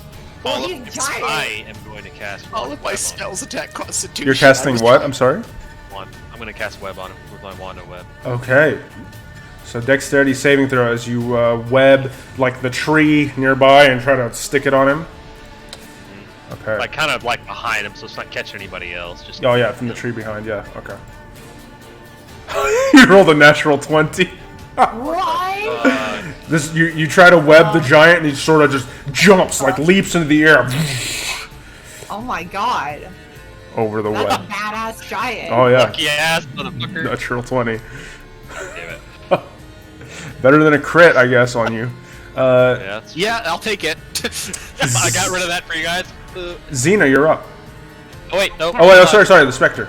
Sorry, Yeah, he's just gonna walk up and he's just sorry, I gonna keep go forgetting punch about all these minions. Well, yeah, undead attack. Yeah. So here you go. There's the first. That hits. There's each attack. So it reaches out, slashes it. First one strikes right into the frost giant's sort of thigh, shin area as it slashes just a little bit into it. Doesn't seem to do much to this guy. The second hit, however, does not pierce through the giant's armor at all. Alright, I'm done. Okay, now Xena, it's your turn. Cast Blight on him. Oh my god. Shit. Constitution saving throw. Yes. Okay. Oh, that's a lot of 8s. I built it all up from the prison in here, so. So luckily, this guy has a really good Constitution saving throw. Yeah. So he succeeds. So he takes a total 19 points of damage. As you shoot the blight out at it, you strike this giant creature's chest as this large black beam shoots from your hand as the tattoos on your body begin to wither, going into the magic of this spell. And it strikes him dead in the chest. You watch as his chest begins to wither, and the life is sort of being like drained out of his chest. But he sort of just flexes his muscles, and he just shakes it off. Anyone else just imagine her like Kamehameha-ing that thing? Yeah, exactly. That's how I describe Yeah, it. except it's like black instead of white. Yes. Do And I still have a bonus action? you can Does use it to patient defense or Okay, I use it to patient defense. okay. So you get into a defensive stance as you feel like you've pissed him off, and you have. Yeah. So he's gonna get right about here, roughly, and he's gonna do one strike on you, Glare, and one strike on Xena with his axe. He has reach too. He has Doesn't reach. that mean that my undead ghost gets an attack of opportunity? Well, let me see. In that case, he would have. Yeah, it would. Go ahead and make an attack of opportunity. Yeah, that hits. Roll damage. Alright. 10 points of slashing damage. She gets him as he walks away. Yeah, he's going to take 2 swings. Glare, 24 hits, right? So Yep, it definitely hits. 28 points of slashing damage as he comes down with his giant axe overhead. 28, eh? I'm glad I put up my barrier. Yeah, and Xena, it's going to try to go for you, this time at disadvantage because you're It's in really patient hard. defense. Does a 17 hit you, Xena? No. So yeah, you're in your defensive stance. The axe is coming down. You see it coming down in slow motion. You jump and you land on top of the axe. The very tip. Yeah. Backflip off. Very cool. Yeah, I could do that too if I wanted to. Yeah, right. He gets He gets pissed. He's like, Yeah, he's really not hurting that bad, so I don't have to. Relbin, you're up. Okay, I'm going to. We need damage as well as healing, so I'm gonna bonus action healing word on Glare. Okay. Go ahead and you take 6 points of healing plus another 7. 7. Yep. 7. So Another 7 to Xena as well. Yay! unicorn, man. I Yeah. love the unicorn. It's my favorite. I'm gonna produce. OPAF. I'm gonna produce flame on the giant. Okay, go ahead. Make an attack roll. As you formulate another flame in your hand and chuck it at the giant, that hits, striking him right in the chest for 5 points of fire damage. Why do I have the blue marker on me? Oh, because you're in patient defense. It's just for me to remember. Oh, okay. I didn't know what it meant. Sorry. And I'm gonna have my satyr teleport there. Boop. Autumn leaves, disappears in front of your eyes. The satyr appears next to it, and you're gonna crack it in the shins with the quarterstaff. The satyr. Make an attack roll. That hits. Go ahead and roll damage as you crack the frost giant right in the shins. All right. Oof. 16 points of damage. Yep. All right. Still not bloody. Big beefy boy. Oh my god. Glare, you're up. You know what? Do I want to do that? No, I'm going to. Yeah, you know what? I'm going to cast Mirror Image. Okay. So you all watch as Glare, like two compartments open up on his suit, and then 3 more copies of him, like illusory copies, appear and surround the giant, and you don't know which one is the real Glare. So And I'm going to move over here in front of Xena, and my turn is done. okay. Jeff, you're up. Alright, here we go. Hexblade's Curse first on him. This is my bonus action. Okay. Red dot. Red dot. So you begin to, you curse him, and you watch as like space around him seems to like become dark, shadows. Alright. And then I'm going to step up just a little bit off to the side here. And then I'm going to Eldritch Blast him. Yep, go ahead and make 2 attack rolls. First one's a miss, unfortunately, as it hits the giant, but like in a part of the armor, it just sort of bounces off. The second one is a hit, though. So it strikes into his like in between the armor plates, right in the shoulder, and it takes extra damage. So 14 plus what's your hex? 3? It's plus 3, so 17. 17. Okay. Yeah. All right, now he's looking bloodied. And then my Spectre. Mhm. Oh, he's tied. That's weird. Hold on. That's really weird. There we go. Alright, I'm going to move him up, just kind of up to the side, and he's going to take 2 attacks.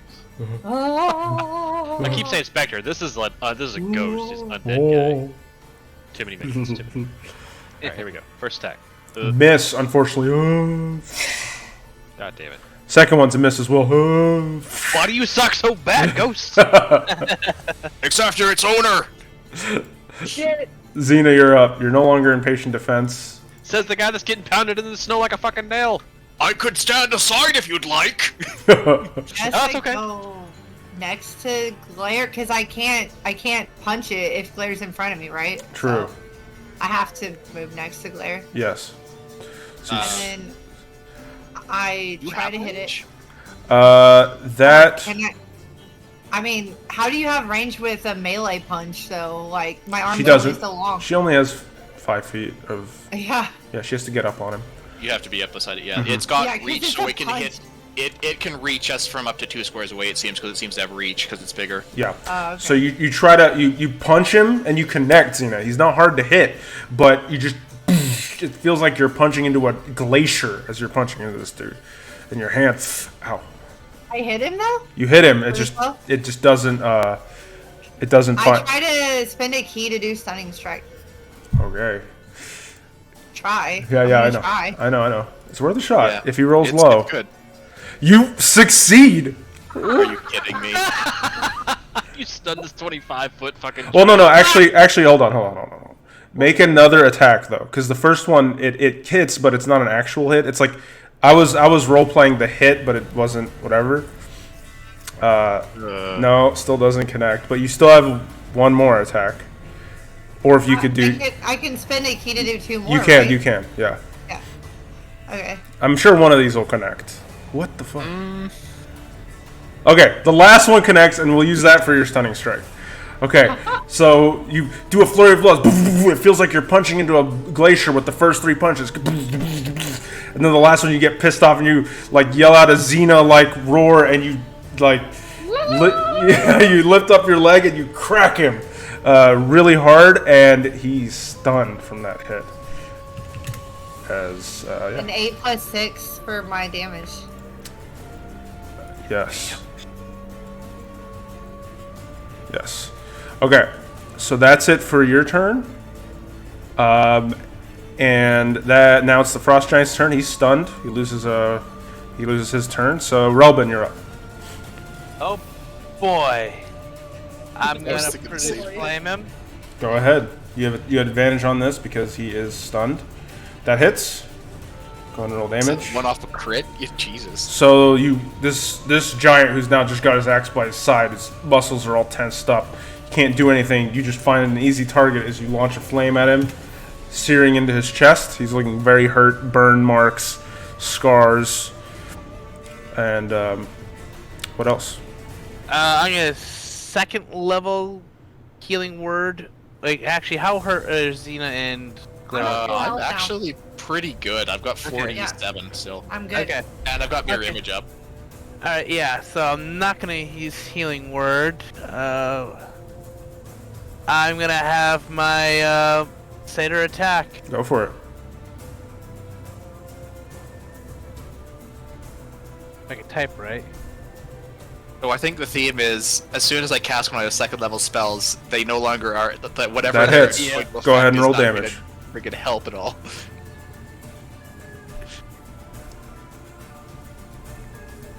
All right, your satyr cracks the stunned giant for 12 points of damage. Sort of cracking away at its skin. It's tensed up. It can't even make a noise hardly, as it's just being beaten. It's just breathing heavy. And that is my turn. Glare, you're up. I'm going for the knees with Fragrak. Go for it. Go for the knees. There. It's a hit. You have an advantage, yeah. Yeah. Case you It's crit. not a crit though. Yeah, go ahead and roll. 6.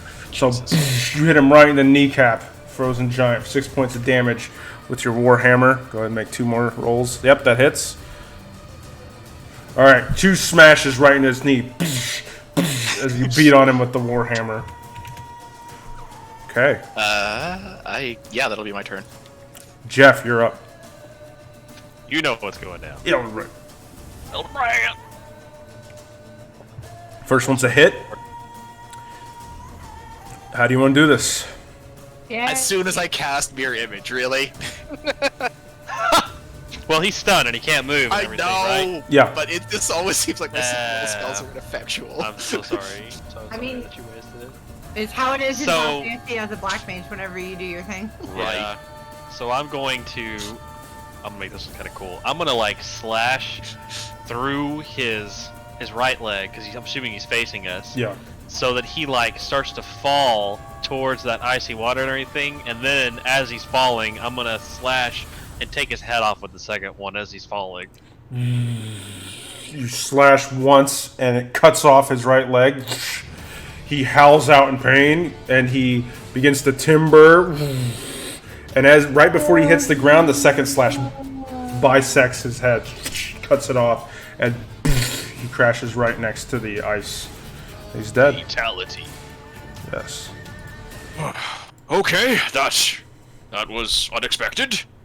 You'd Yeah, really I think think we'd be we- able to see something like that coming. I said I really think that we should get somewhere for cover and hide because he was blowing his horn multiple times. Agreed. Yeah. Do a quick once over to see if they have anything valuable on them. Nothing really of value. Okay. Damn. Well, I'd almost want to take some time to collect the giant's blood. You want to try to skin that freaking wolf hide? You could do that, but the giant's blood is actually can be used in lots of alchemy stuff. So, Well, I just meant she wants to make little booties for her little dog. can Glare try to quickly get some of the giant's blood? Yeah, make a survival check. Oh, good. Assist. Yeah. You do it. Glare will Okay. assist. Okay. Okay. I'll try to Oh, do shit. my own to get some too. You're gonna try to get the pelt, Xena, or the... Wait, If you want can some- get a pelt You want from some a booties giant? for? No, I if thought you from want the wolves. I thought you wanted If you to... want some booties for I do. for the dogs, then those are pretty good furs. I do. Okay. Okay, I guess I do that. Okay, so you make 2 survival checks, 1 for each wolf. And yeah, Glare, you managed to harvest 1. I said I was assisting Relbin as much as I Okay. would love to use that role. Okay, Relbin, make 2 survival, or make a survival with advantage. See if you can get some giants, harvest some giant's blood. If I make these booties, will it help us at all with like expediting the dogs so they don't have to rest as often or something like that? Sure. Yeah, I'll allow it. Considering I am assisting him, can I use Flash of Genius as well to Yeah. give it a +4? Yeah. Okay. So yeah, 18. I would say yeah, you get 1 sort of good sample of giant's blood in a vial. So go ahead and write that down in the notes in your notes somewhere, Glare. And Xena, you get 1 pristine wolf's pelt, Okay. winter wolf's pelt, which you can put in your notes, and you get 1 high quality wolf's pelt. Okay. Okay. Cool. They haven't been created yet, but I just put them in my notes. Yes. And for the polar bear meat that I spent, I had 20 pounds. So do I have 19 pounds now, or how much did I use? Well, I'll say that you've been using the polar bear meat for a few days now to feed all the dogs as well. Okay. I'll say you're probably down to about, if you're feeding all the dogs for this long of a trip, you're probably down to about 5 pounds of polar bear meat by now. Okay. Yeah. I put it on there. Okay. I Okay. updated it. I'd really recommend getting what we can and then just packing up and moving before we rest. Yeah. Yeah, I agree. Okay. Fine by me. I stealth. On our Okay. way. Make a stealth check. She takes one of the carts and leaves us without telling. She's just gone. Xena just hell did fucking Xena go? disappears. God damn it! Why does she always do that? All right, so you move a ways away. Just with the dogs, Xena stealthily as you can, and you want a short rest. Is that what's going on? Yeah. Yeah. Okay. Okay. I'll use a few hit dice just so we don't have to cure anything. Yeah. So yeah, as you're short resting here, you sort of make a makeshift camp. You put the thermal cube down. You do all the normal stuff that you've been doing. And as we go ahead and spend whatever hit die you want, and My health. as you're short resting, you see a herd of reindeer begin to run away from you, like basically the opposite direction of where you guys are going. Just a herd of reindeer running away. Run away from where we're going. Yeah, they're like running away from the direction Can that I- you're going. Can I use my experience as a druid to insight with it if they're running away from something or Happen to be going something? that direction. Make an insight check. Okay.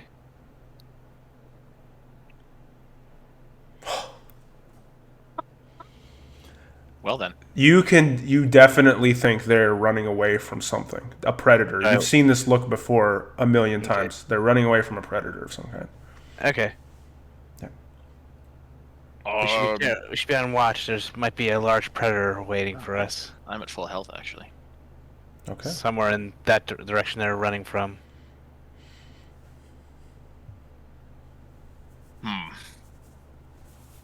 Maybe we should avoid that then. Can we go around wherever it is, or I mean, not if you want to get to the boat. well, that's just great. Just gonna have to be careful.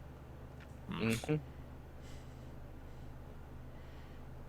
All right. So you guys want to move on? Well, I can try scouting ahead with my stealth. I had a 22 in stealth.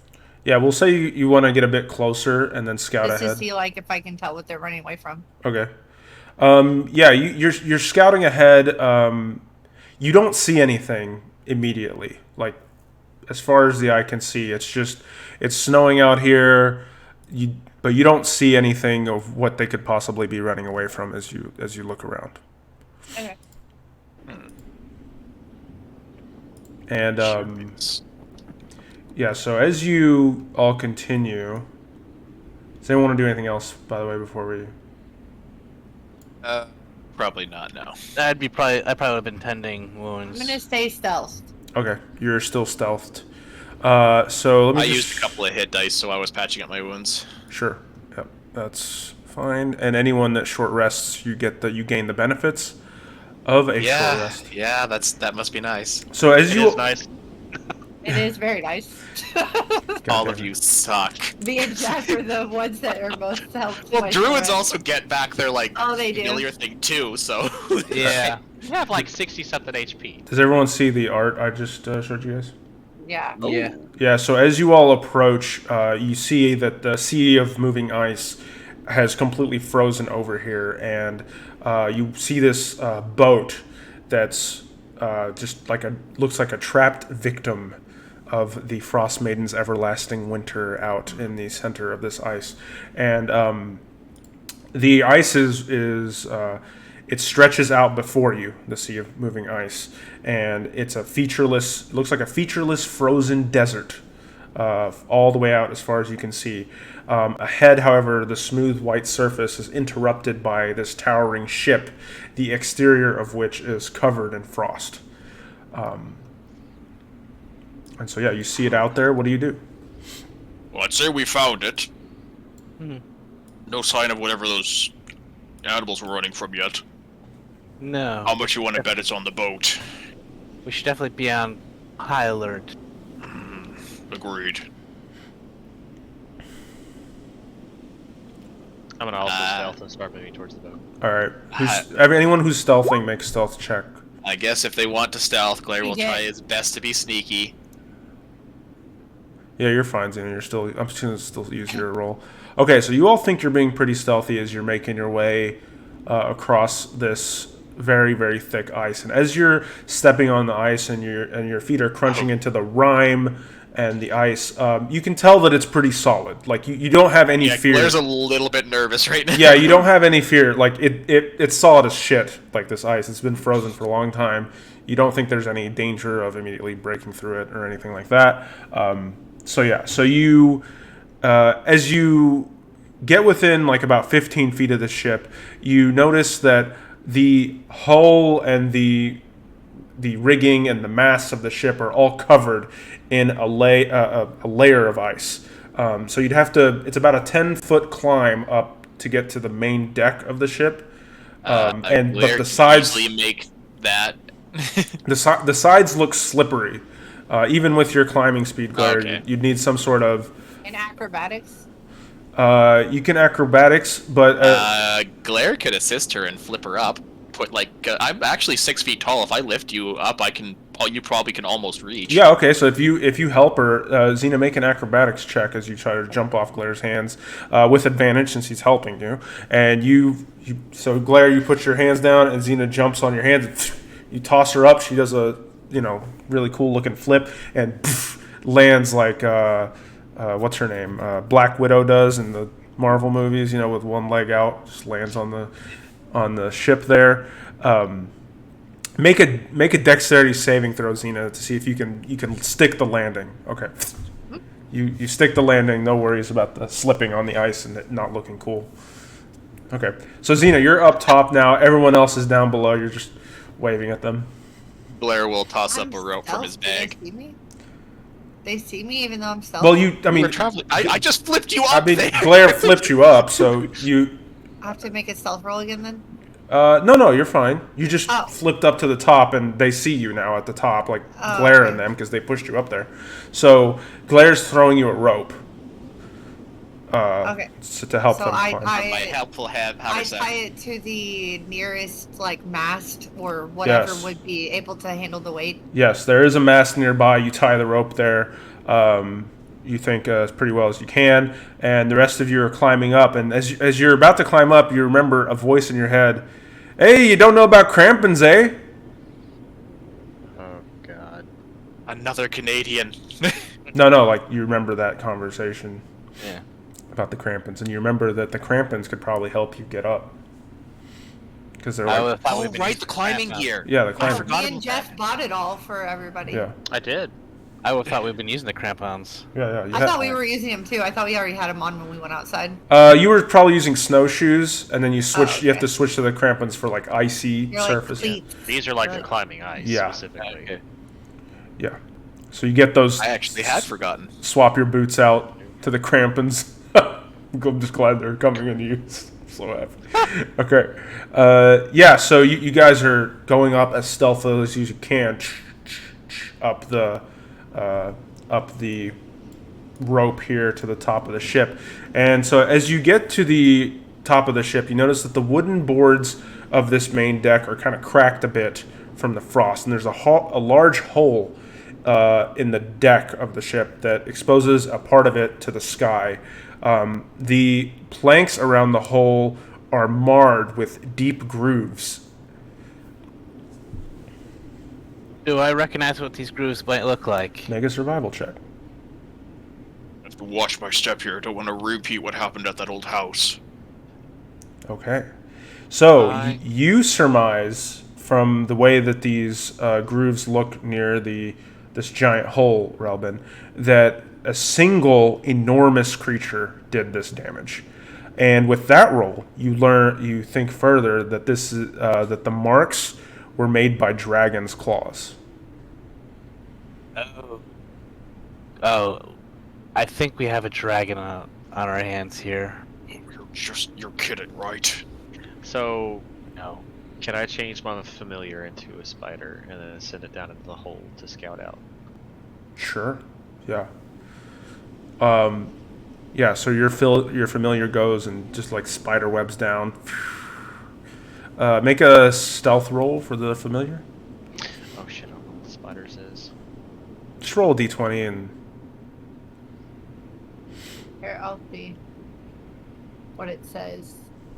Spooter. Says a spider roll gets +4 to stealth. Yeah, on D20. A tiny beast. It is +4 to stealth. I'll say it has advantage in this situation because it's a teeny tiny spider. It's a teeny tiny spider. And it's just... It also has spider climb, This- which is on difficult surfaces, including upside down ceilings without needing to make any ability checks. Okay. And it ignores movement restrictions caused by webbing. So are you looking through the spider's eyes, Jeff? Mm-hmm. Okay.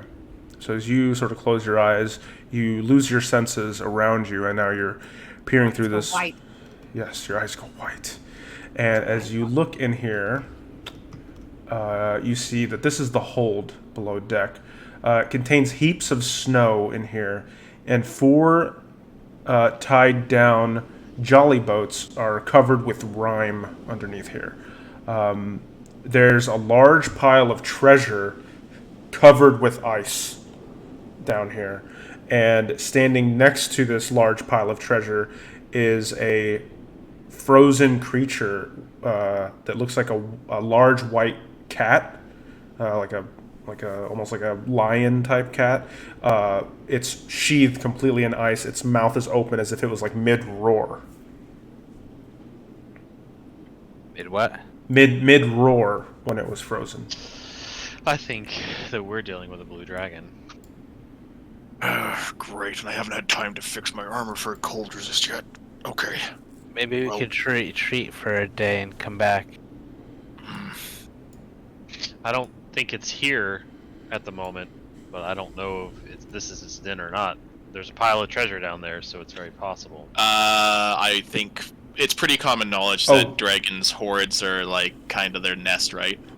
Right. So it probably is going to come back. Make a Arcana check. I was wondering about that. Okay. Also, If I'm I gonna- wasn't sure if it was common or not. Make an Arcana check. I'm going to leave and rejoin.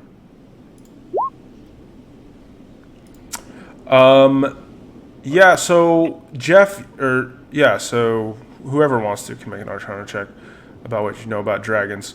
So Jeff, you probably know the most here, and Xena, you know a little bit too. You know that the types of dragons that would probably live in this environment would be a white dragon. So they're white dragons are typically they're the dumbest of the chromatic dragons. That doesn't mean they're dumb. They're just not as intelligent as their Right. other types. They're still, they're about average intelligence for a human or whatever. But they're definitely more bestial than the other chromatic dragons. And a dragon can have multiple hordes. It doesn't necessarily have to have one horde. It usually has one main horde, but it can have other side hordes of treasure. Side hordes. Side hordes, yeah. That's canon. That's canon. Maybe this is its side horde. Also, your spider notices large piles of bones in this room as well. Oh shit. It's probably the crew. Probably ate them. But yeah, that's all it sees. It's kind of dark down there too. So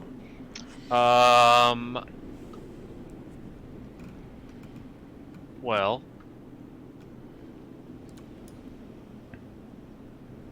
What do I got on me? meanwhile, the rest of you see on this ship that to the north end of the ship, there's like sets of stairs that go up to the is it the bow? See, this is the ship. I don't know ship terms, but Yeah. Bow's front, Just stern, bow. back. Out front, yeah.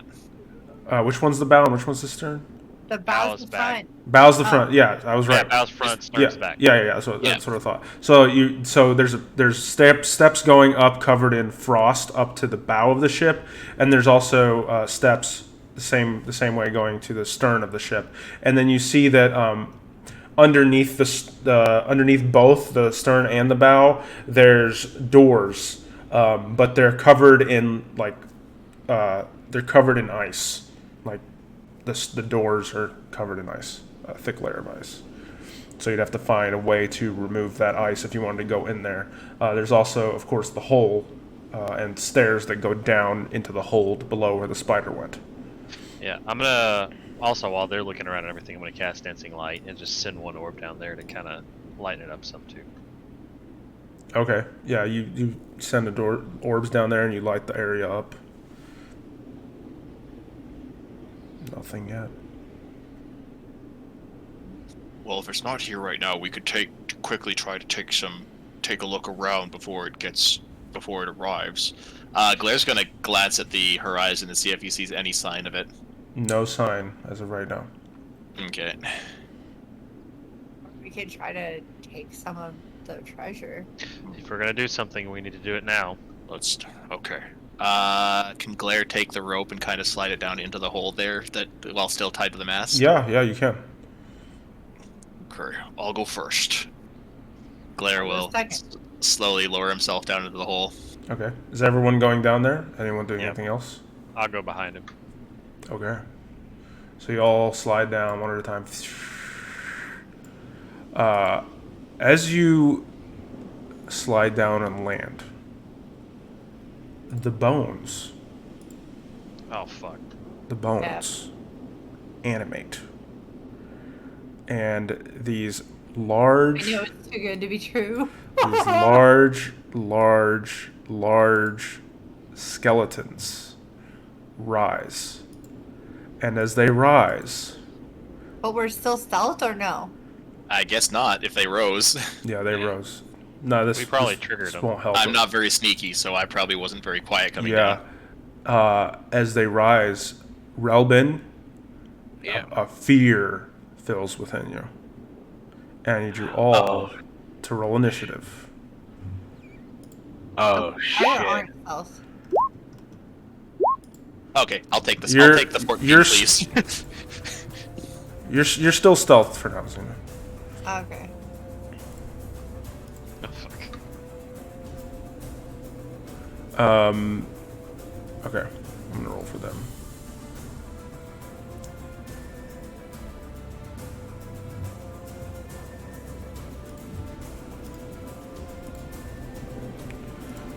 Alright.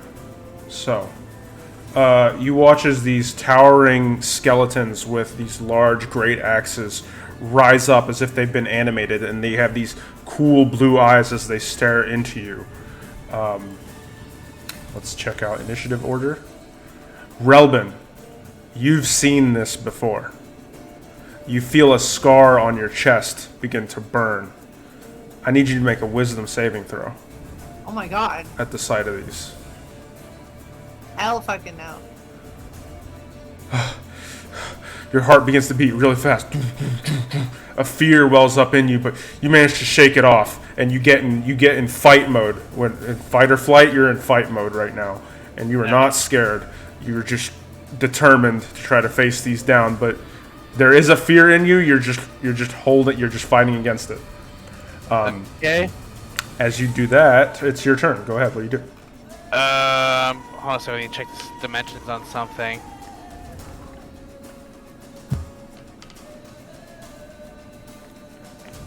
How tall is it up here? I'll say it's about 10 feet. Damn, that'd be too reckless. But what I am gonna do is I am going to summon. Well, let me check one second. Which one's better for this? I'm going to summon Beast at level 4. Okay. The wolf? You know- Yep. Okay.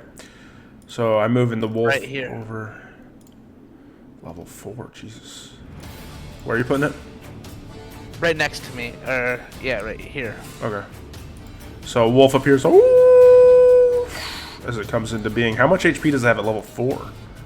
At level 4, it's got 40? 40 plus another 8, 48. 48. Okay. Wow. Okay. Damn. So this wolf. And it's- Great. And its AC is 15. Okay, and I'll say it's like a frosty wolf. Yeah. Wait, how much? 15. 15. Okay. Excellent. So yeah, it apparates near you. What's it do? I command it to attack. Okay. It rushes up. That one. It does not get the benefits of pack tactics. Yes. 20. Tries to bite the bone of this giant skeleton. That hits. Go ahead and roll damage as it bites into that bone. 1d8 plus 8.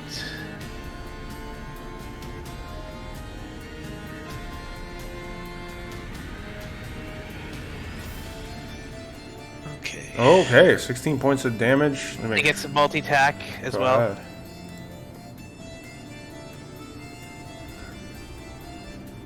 Huh. Okay, that also hits. Go ahead and make an attack roll. So the wolf bites down once into its bone, its teeth digging in deep, bites again in the same spot, teeth dig in a bit deeper into this giant skeleton. This action, place my unicorn right here. Okay.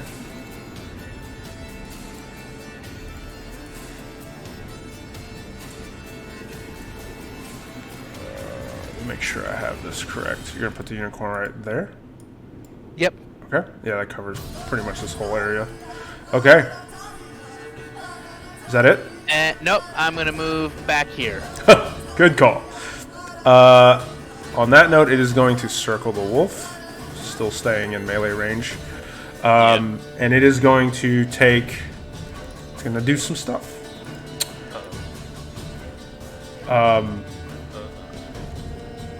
Glare. Yes. Actually. If you Actually. don't say it. Don't say it. Don't say Yeah. it. You watch as this skeleton stares at you with those deep blue eyes. And as it does so, this cold begins to cut through you, this deep, deep cold, threatening to stop you in your tracks. I need you to make a Constitution saving throw. God fucking sake. The Jeff? To Jeff, yeah.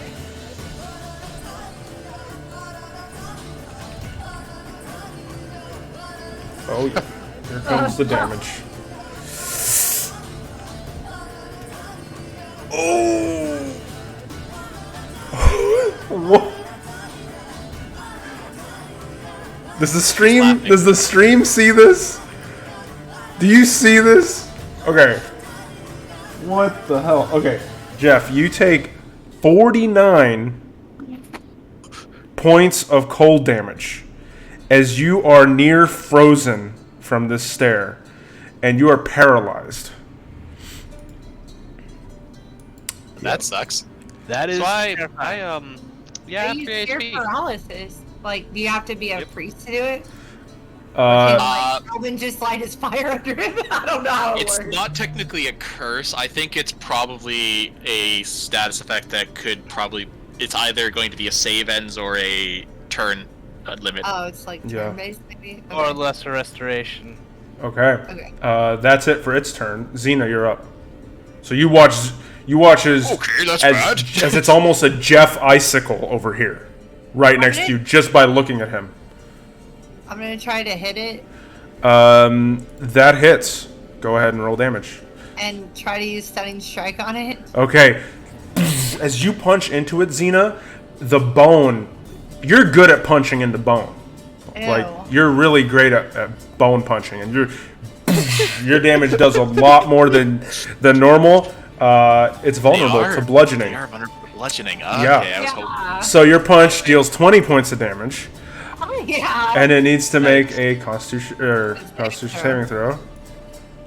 Succeeds, however, but you do Okay, I'm gonna hit hit it again. Yeah, go for it. That's a miss, unfortunately, as this time the creature dodges back out of the way as you go for your second punch. Okay, I'm gonna spend,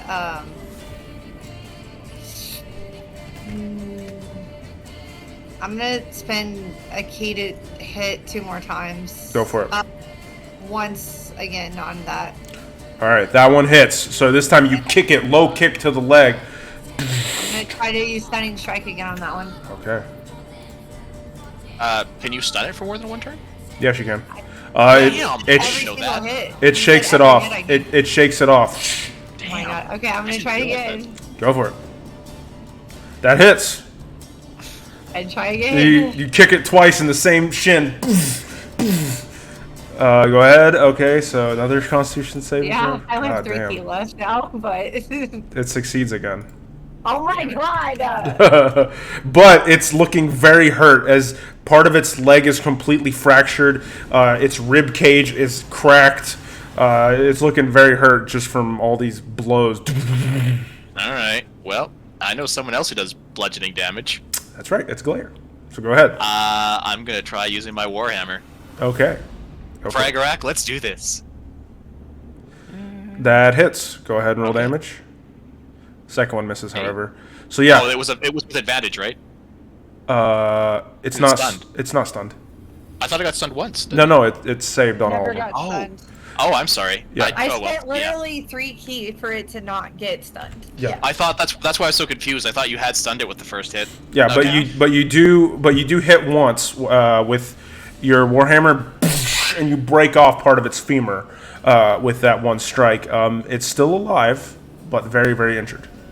Okay, I'm gonna move down here and try to. I'm not leaving threat range, so I'm just gonna move here and stand in front of the other one and stare it down.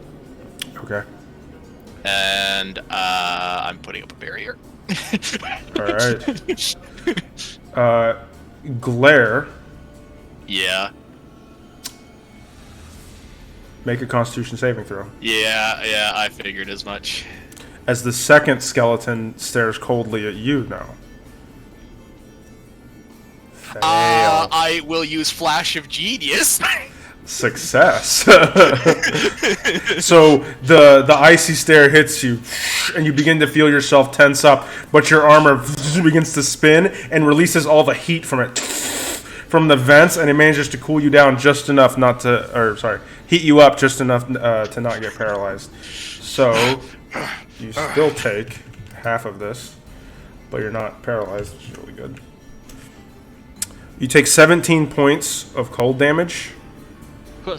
You must have rolled real fucking high on mine. He apparently did. I was guessing by his reaction. There's Jesus a lot Christ. of high rolls on that one. That was crazy. That's why you said, did you see this stream? Like that. So, but 17 points is half of the damage, so he rolled 34 total for my hit too. Yeah, 35. Yeah, but he rolled almost 50 on me. Holy hell! Yep.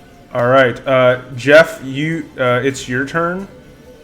Actually, What do I gotta do to get? it's gonna move Oh. up one actually with its movement. Jeff, it's your turn. You lose your round, but you're no longer paralyzed. Okay, it was a one round. That's great. Oof. Okay. Okay, I'm going to. I'm just almost dead. Oh, Yeah, I had to he use is my almost reaction. dead. I had to use my reaction right away, though. That kind of sucks.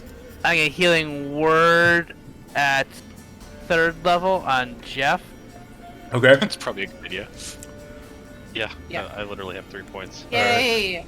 14 points plus 7, right? Yep. 21 points back to you, Jeff.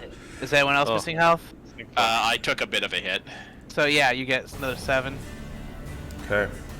Yeah, so you all feel this warm Actually, almost back up to full. fey magic begin to course through you from Relbin's healing as he's determined in this fight. I'm gonna produce flame the one to the south. Go for it.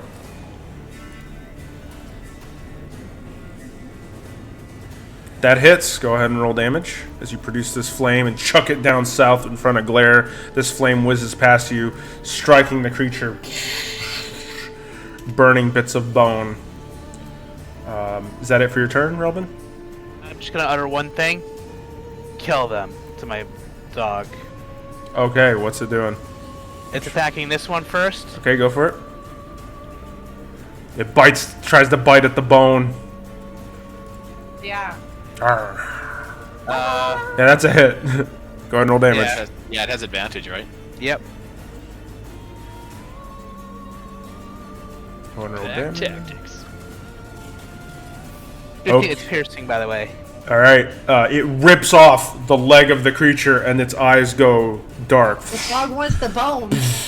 as the giant skeleton falls to the ground, dead. Yay! Dog!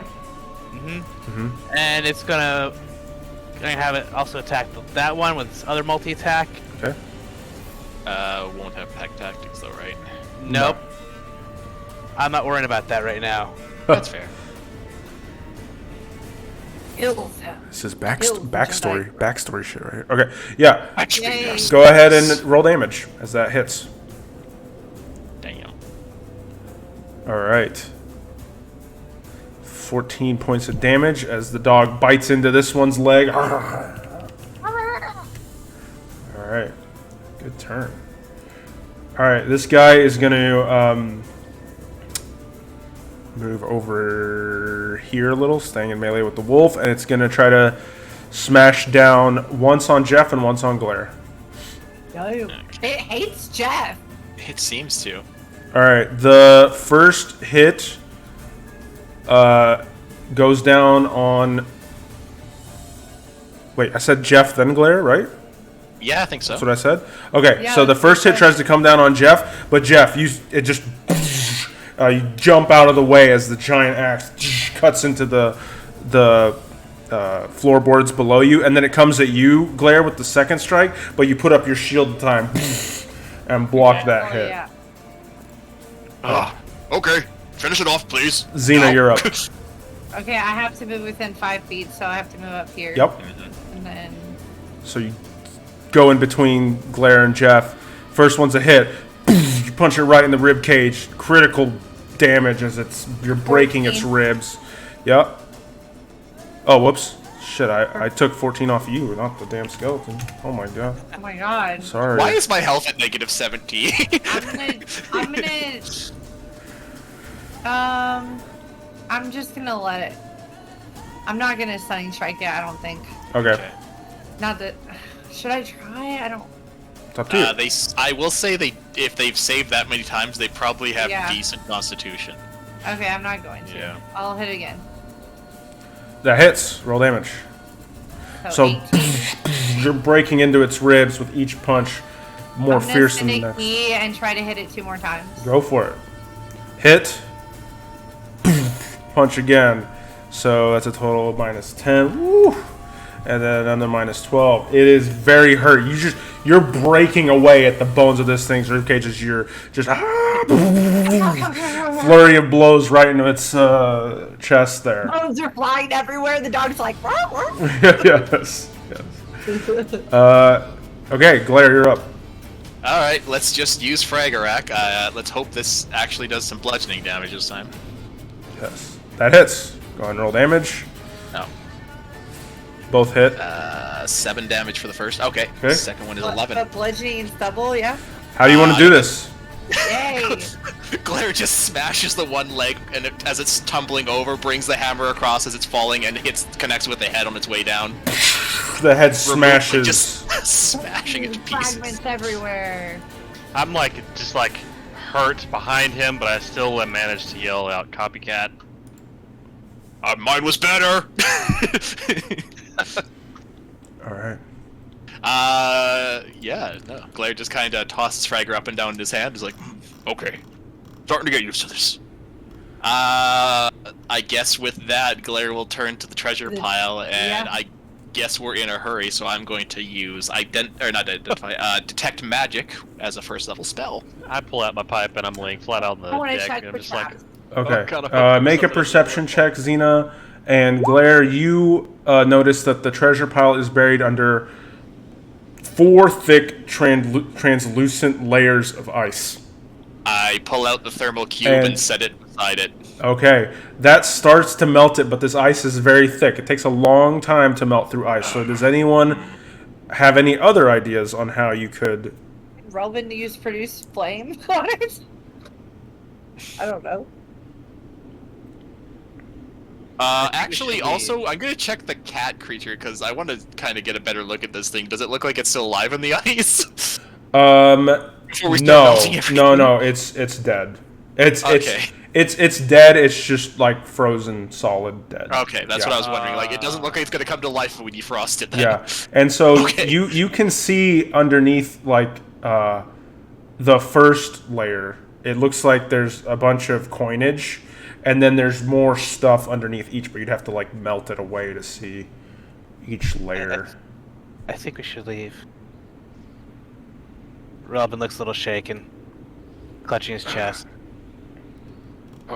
Okay, are you Just like, all right? I'm laying on the ground. I'm like, we went through all that. You don't even want to freaking stay. Get anything? it's right here. You don't see any traps, by the way. Okay.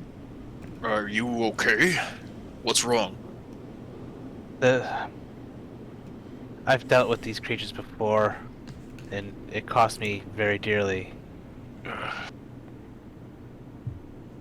I almost died last time I saw one of these. Glaire's gonna take a look back at the treasure pile, I guess. Do I see anything with detect magic that would You kind of see stick tons out? of shit in there. God damn it! Tons of good shit in there.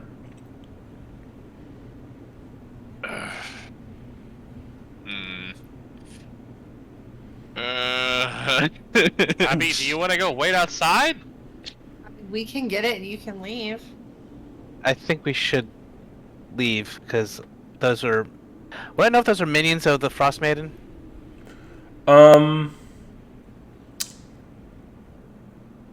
You're make an insight check. Okay.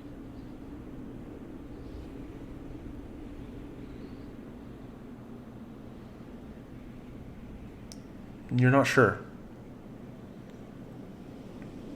I also saw them in my vision. Those were one of the monsters that I saw clearly overrunning. So it's Well, good thing we Possible. killed them. yes, but there was thousands of them in my vision. Well, you can go stand watch up on the deck if you want. So Oh. at this point, I manifest my sword and like hold it up, and I'm like, trust me, if she's anywhere near us, I'm gonna know. Okay. Oh, I think I'm gonna wait outside. Okay. Keep watch. He's the one who produced flame. What does Glare have on Xena, why don't you go wait with him so he's not him? alone? Okay, Can't I'll you- go up there with him. Glare, make a intelligence check. I also have green flame blade, by the way, Cat. Oh yeah. Intelligence? Yeah. Ooh, ooh, ooh, ooh. I go with him and make perception checks, like on the Oh deck. wow. Yeah. So yeah, you make perception checks. You also see two doors up on the deck as well, Xena.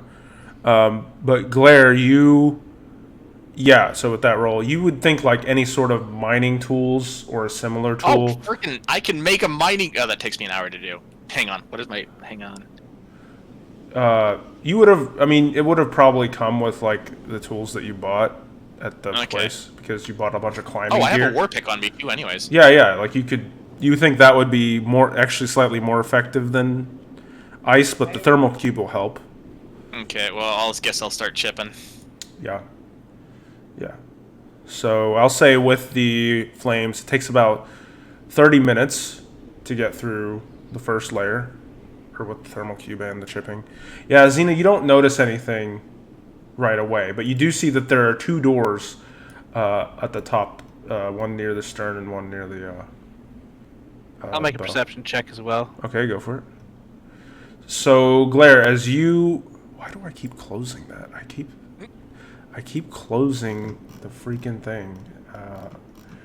So yeah, you find. Oh God, I'm not gonna. You find about 80 gold pieces in the first layer, and 2 pearls in the first layer. All right. Do you want to keep going in the second layer? Yeah. Okay. So while they're doing that, while Glare's Well, doing that? Relvin rolled for perception. Oh, okay. Yeah, you don't see anything yet either. As I'm the gonna first stand one. watch with Okay. my wolf. Okay. Okay, I'm going to spend a key to cast Minor Illusion over the hole that makes it look like that there's not a hole there and that it's part of the ship. Okay.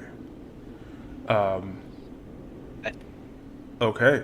Yeah. Like for to protect them, like, you know, while they're doing that, basically. Yeah. So you do that. You sort of cover the whole. And I want to also roll stealth and tell Relvin, like, maybe we should do the same while we're keeping watch. Okay. Both of you roll stealth. Xena, you have advantage. So you guys are staying low. You're keeping a lookout. All right. Glare, and underneath the second layer of ice, You find. I hope you're writing this down, by the way. I have been. Yeah. 9 tattered pieces of indigo fabric lined with gold thread. 3 pieces of quartz. A single aquamarine with a crack down the center. And a scrimshaw figurine of an archer etched with magical script on it. And I take it detect magic, see something there. That one is, yeah. It's a giving you. What was the second thing you said? Sorry, because I didn't have time to write it down yet. 3 pieces of quartz, 50 gold apiece. Worth roughly that. Okay. All right. Are the rest of you just still keeping an eye out? I'm just helping him with the ice You're down there. Do I don't I, want to leave Relvin. at a casual glance, do I see anything else that looks like it might be worth, like, anything magical? Because this is a pretty good haul so far, and I might be willing to cut my losses if I don't see anything too magical. It looks like it gets better as you go down. Ah! Keep going. You know Claire's greedy, damn it! I mean, you also know what Jeff started out as, so like these are the two worst yeah, people to leave down here. Claire will keep digging. Well, we're stealth though. I tried to cast like some sort of illusion in front of them so that if someone looked like down the hole that they wouldn't see them while they're doing it. All right. The third layer of ice has 221 gold, a 1 foot tall marble statuette of a griffin with a gold inlay. Let me know when you're ready. We'll continue. Yeah. A black pearl. Ooh. A diamond in the shape of a leaf. Ooh. A globe of some kind that radiates with magic. Oh. And a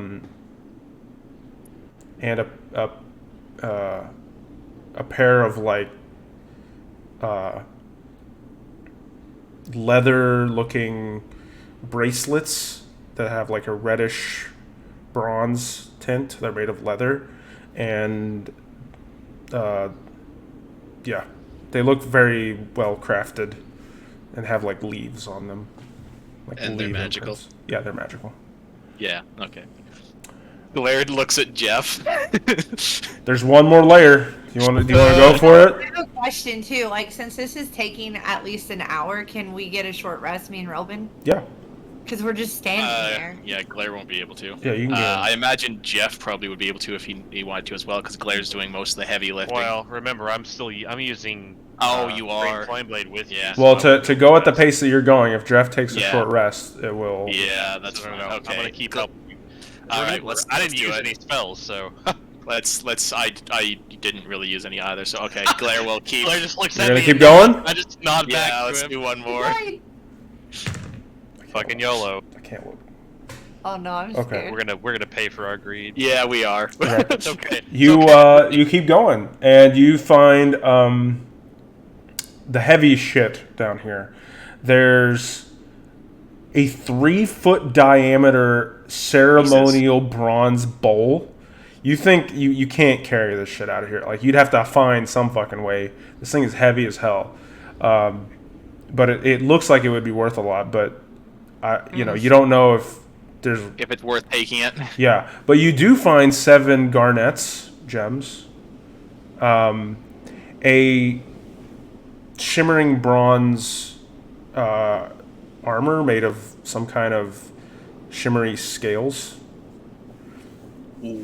and something that looks like a wand with a skull at the end of it. Oh.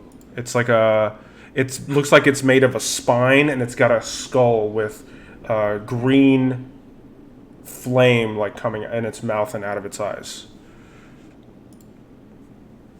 Make an Arcana check on that. Okay. I'm gonna do one with you.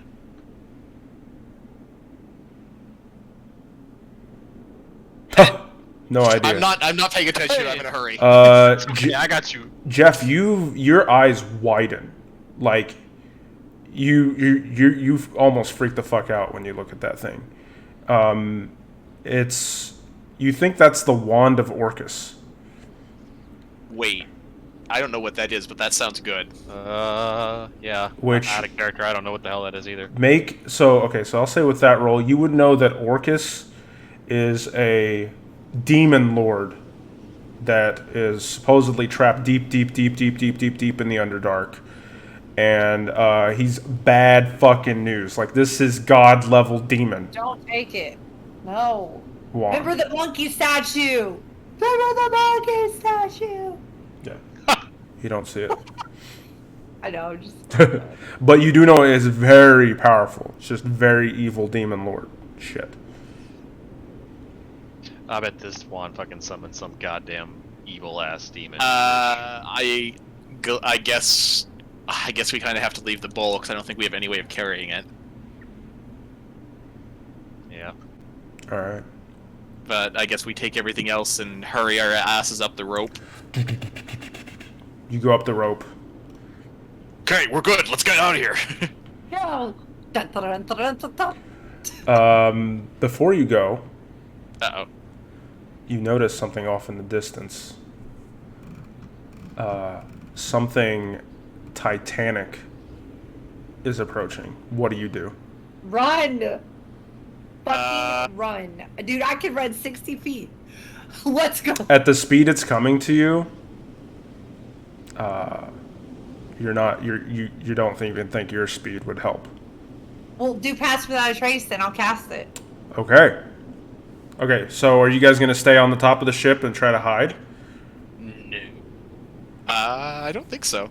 I'll cast pass without a trace. And you want to go down, like underneath? Wait. Can we not run away? Like Yeah, in the yeah. trees? Everyone make another stealth check.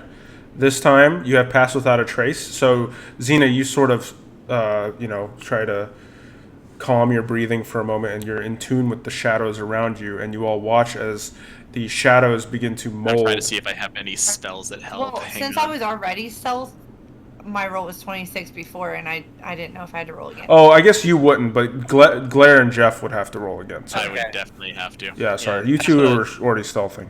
But that gave us advantage on a roll, right? No, you get a solid plus 10.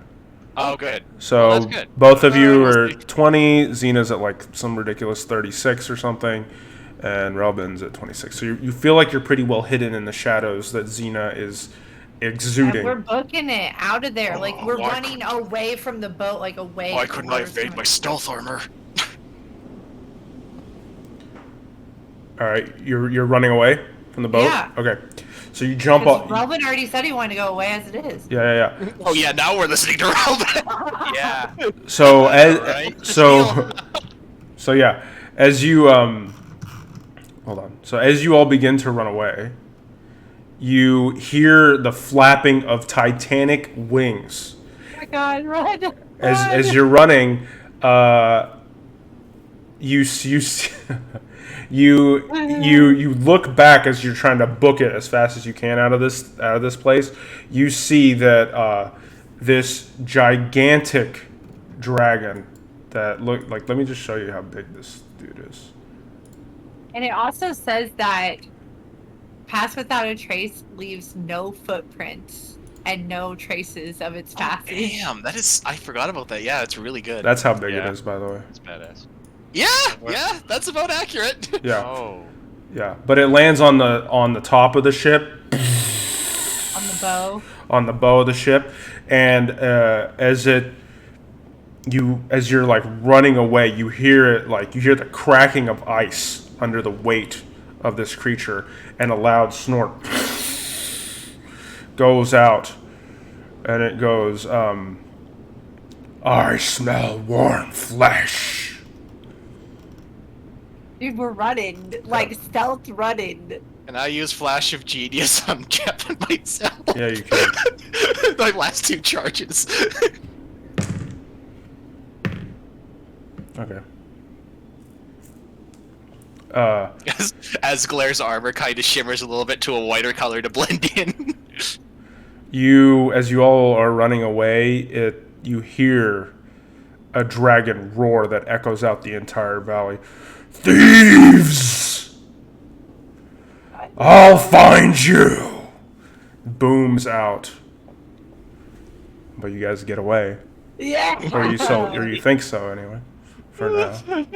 Oh god. Okay, well we're running. We're gonna pay for this later on. I know it. We definitely are. Especially if that freaking wand does something horrible.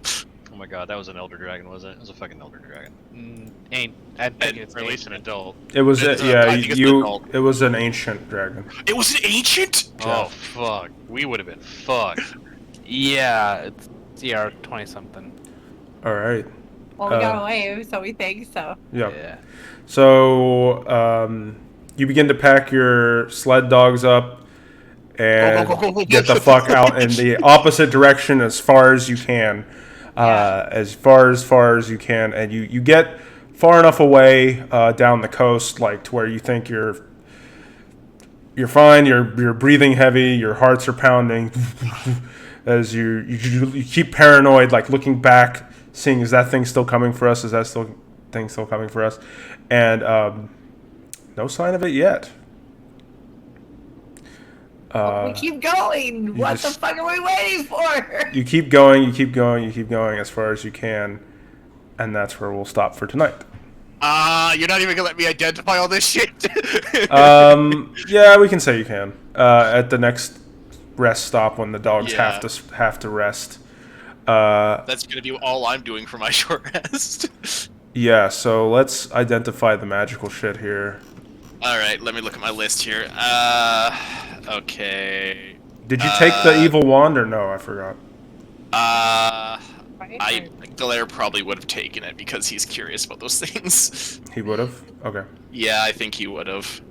Okay, so the first thing you know is that the figurine of an archer, with the archer on it, will function like a spell scroll of remove curse. Oh, that's cool. But it's like a one-use thing. The diamond is worth 300 gold. No magical properties on it, though. No magical properties, but it is 300 gold diamond, which is useful for information for Relbin. Ooh. Is it? Yes. Yeah. The globe looks like this, Blair, and it's a drift globe. You that's cool. can speak a command word and cause it to emanate a light or daylight spell. What? Yeah, pretty useful. It'll light up a place and it'll hover in the air and it floats. You can make another command word to make it float 5 feet off the ground. Oh, that is so cool. The gloves are an artifact. They require an attunement by a druid, and they're called Titania's bracers. Friggin' hands them to Relbin. What do they do? Well, if you add them onto your sheet, they're pretty cool. They're really good, actually. So they're in a dormant state right now. Okay. But it says the wearer of these bronze bracers exudes an aura of relaxation and positivity, often making their words difficult to ignore. While worn, the user can use an action to cast suggestion based on the user's spell save DC. They may not use this ability again until completing a long rest. Also, while worn, the user can use an action to cast calm emotions based on the user's spell save DC. I wrote FC, but it's DC. They may not use this ability again until completing a short rest. In addition, when the user or their allies takes a short rest within 30 feet, they may add half the user's wisdom modifier rounded down to the result of any hit dice rolled to regain hit points. Damn, those are nice. Damn, those are some Yeah. badass freaking bracers. Yeah. Yeah. He's glad we kept digging now. Yeah. Zero's They worth have it. pre-attunement items that are really good. And then, okay, so that's that. And then you found the bronze... Some kind of armor, right? Yeah, the bronze armor is serpent scale armor. Oh. So I think I'm the only one who's going to be able to equip that, though, then. well, they're actually they're a type of leather armor. Oh, okay. So I can equip it? You cannot equip it. Monks can't have armor. At all. Okay. No. Oh shit. Am I the only one that can wear that? I can wear it. No. I don't. I can remove any. No. I remove any requirements on armor when I make it. No, no, Relbin can wear it, and it would Oh. be good for him as well because it's not metal. Druids can't wear metal armor, so it would be good for him. Yeah. What are the stats on it? It's 14 AC, and then I think you had your dex or something like that. Ooh, that's a big improvement for me. Yeah. Take it. And then the Wand of Orcus is fake. Well, I'm glad I took it now. But it does emit a magical light comparable to that created by a continual flame spell. So there's a green light at the end. So it's a near perfect replica of it. It's just not real. So it doesn't have any magical properties. It's just. No, it just has a little light at the end, like a green light, like a toy. You said it's serpent scale armor? Serpent scale. Yeah. Okay. Anyone mind if I take it? Well, if it's an upgrade to you, I think it's probably better because I have plate right now. Yeah. Yeah, and I've already got an AC of 19 anyway, so Yeah. My AC is much lower. I think that it would benefit you more than anything. So you know, All right. It lets you use your full dexterity modifier. Mm-hmm. Yes, it does. Damn. what is your dexterity mod? +1. Well, I mean, still though, what does that give you? An AC of 15, 16? Before the armor. Yeah, I think After the armor, it's 18. Damn. Nice. Yeah, Instead yeah, of a yeah. shield. Well, that means that and then Xena, yours is 18 as well, right? Yeah. So that means we're all 18 and above now. That's good. Okay. So yeah, that's what we're in for tonight. Good job, guys. Good use of Pass Without a Trace. That would have been really bad, by the way. Yeah. And actually, really smart idea keeping a lookout because that gave you a slight alert. If you had all been underneath, the perception checks wouldn't have noticed it coming, flying your way. Soon enough because it was moving so fast. Mm-hmm. Yeah. So good plan to have 2 people on top, 2 people on bottom, Pass Without a Trace. Good. Oh man. So we got a couple of cool artifacts like that figurine removing a curse. That is such a valuable thing to have. Yeah. Yeah. That drift globe's kind of cool, Yeah. but I've had the feeling I won't be able to use it around Xena very much. But there is a pissed off dragon in the wasteland, though. So. I mean, there was going to be a But pissed off dragon but the regardless. dragon doesn't know who we are or what we look like or anything. I mean, apparently it smelled us. Yeah, but he'll definitely know if we have some of his shit if he finds us. Even though Pass Without a Trace said it leaves no footprints and no trace at all, is what it says. It.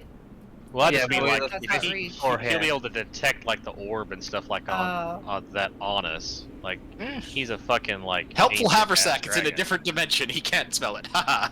Oh well, that's fair. All right. But that's it for tonight. Thanks, guys, for watching. I appreciate you all. Next time, we'll see where the party goes or decides to go, and yeah, pick it up there.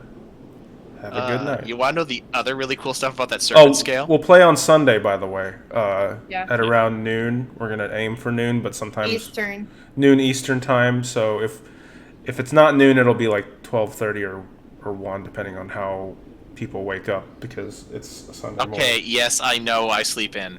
Well, I mean, we'll get Saturn to call you. Yeah. So yeah. All right. Cool. Thank you, guys. We love you. See you again. Love your support. Hope you enjoyed. Bye. Okay, bye. Thanks for watching. Good luck. Have fun. Don't die. Except Glare. Make a deck save. God damn it.